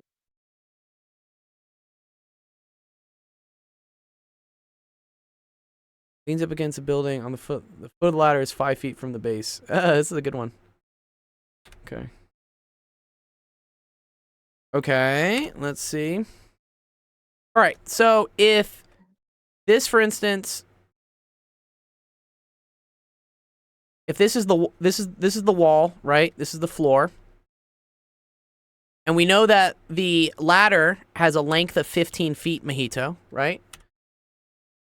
So that means this length is going to be 15. All right. When they talk about the building is 5 feet from the foot of the ladder, where's that 5 feet on this diagram? What location is it? Wait, the building is 5 feet. Like the bottom, like the foot to the base of the building. Yeah. Yeah, good. Like so this to here, right here, this is 5, right? Okay. And then they're asking you, what is this? How high up the wall it is, okay? So if we look at this, Mahito, do you see how this makes a triangle? This makes a triangle? Yeah. And even more importantly, That's, this is it's a right triangle. Right angle right? triangle. Good. Yes, right angle triangle. Very good, Mahito. Yeah. Very good. And we're trying to figure out this. How do I figure out what this is?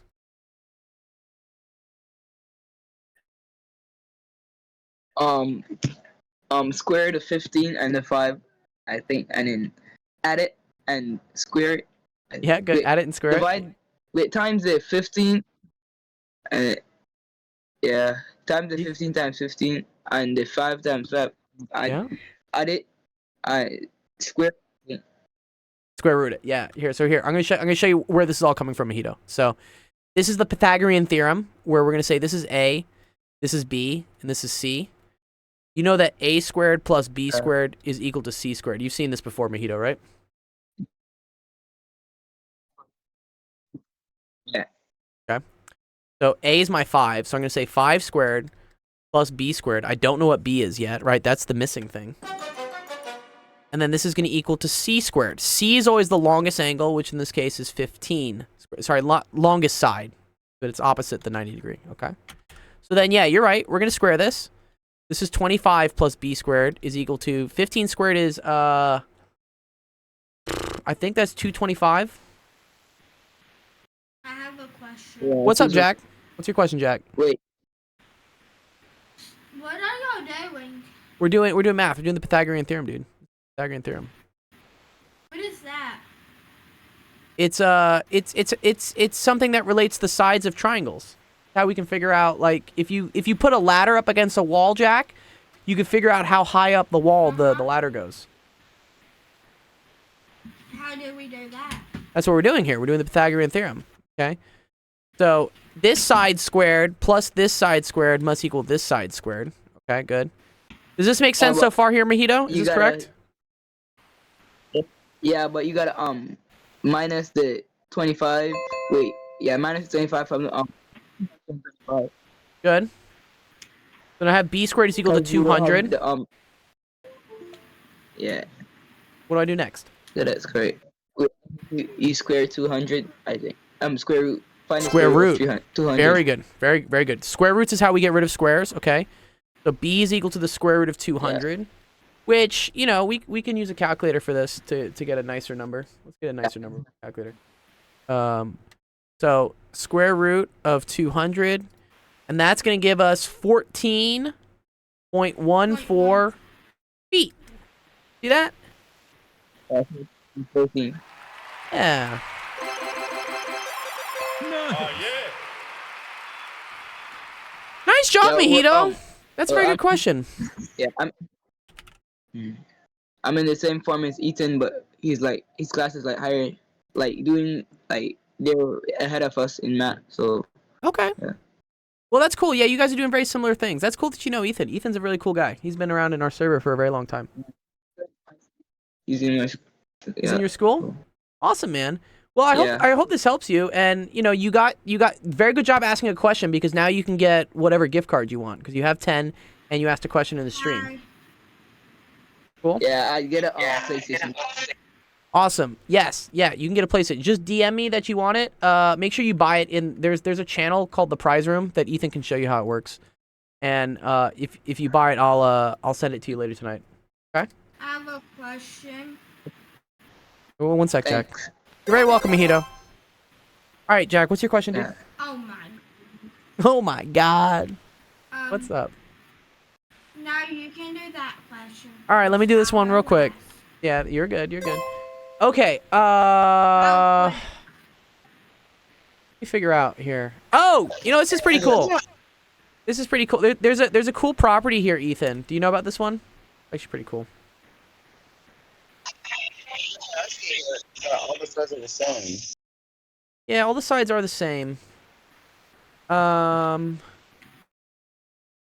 Think here.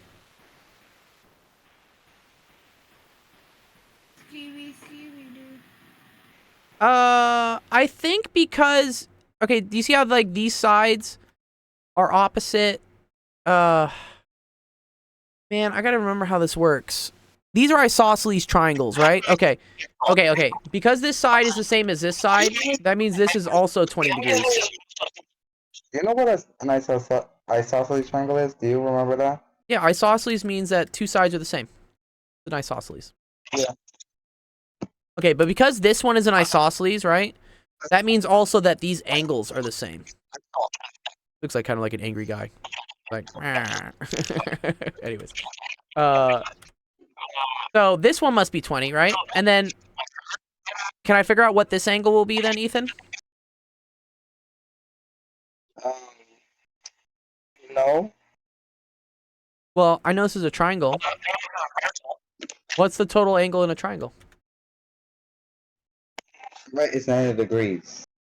No, it's 180 degrees. 180 degrees is the total. Total angle triangle equal 180 degrees.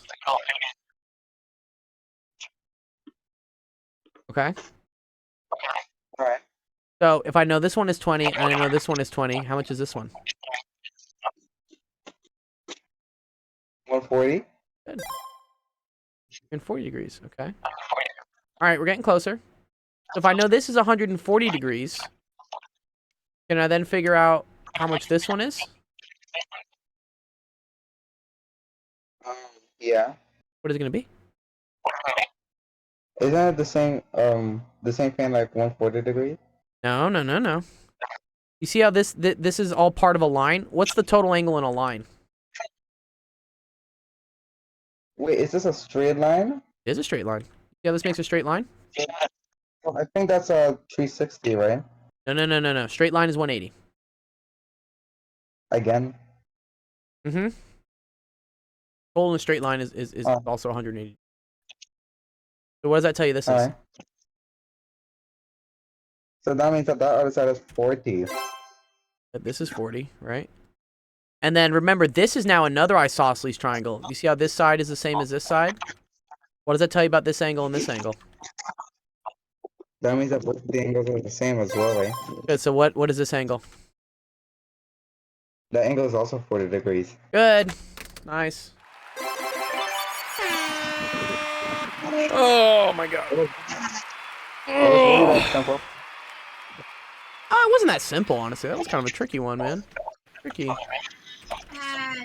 What's up, Jack? What's going on, dog? What's your question now? Can we do one question? Yeah, we can do a question. What do you want? Yeah, I'll do one. Just for you, Jack. I'm tired, but I'll do one just for you. What's up? Let's do a question a time. Question about time? What do you want a question about time? Huh? Say it again. What do you want to do? Give me a question, but it has to be times. A timed question. Is that what you want? You want a timed question? Oh, about multiplication? You want a question with multiplication in it? Yes. Okay. The first 2-hour office hours, yeah. We're hitting new records. I think Ramton's right. Maybe I will have him just take over like the second half next time, so I don't have to teach for 2 hours. It's a lot of time. All right. All right.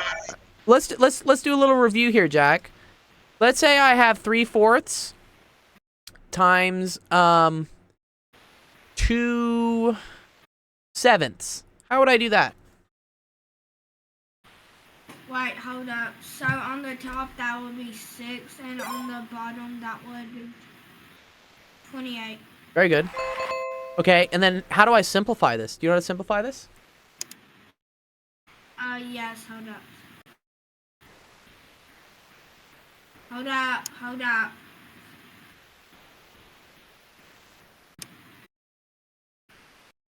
Hi.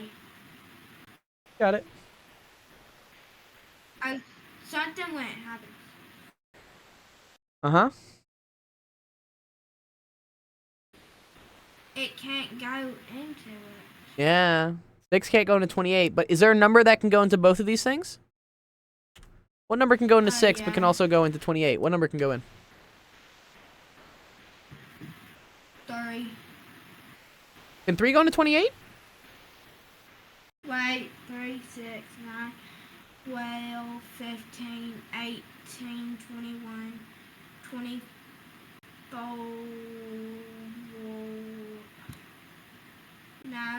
No, 2.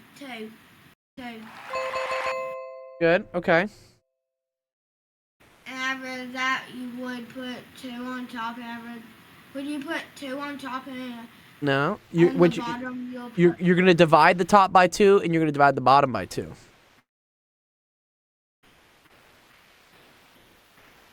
On the bottom, no, on the bottom will be 14, and on the top will be 3. Nice job, Jack. Very good job, dude. Yeah. Can we do one more, please? It's a little bit over time. Can I do one next time with you? Sorry, we've already been streaming for 2 hours. We're already been streaming for 2 hours. I gotta end the stream, dude. This is so long. Doctor, you need to tell me that you said it's a little bit of time, like twice the amount of what you will go for. I know, yeah, I've been teaching for 2 hours. It's a lot of time. I don't know, maybe I gotta put a limit on things at some point. Anyways, alright, cool. Thank you everyone for coming office hours. Super cool. I enjoy all the questions with you guys. For those that found us on, thank you, Daddy Gold. You're welcome, dude. No, I enjoy helping you guys. Just, you know, maybe we'll start adding more days or more times, or I'll have Ramton do part of it, honestly. All right, I promise I'll play at least one game of Warzone with you guys. Play at least one. Let me raid the chat.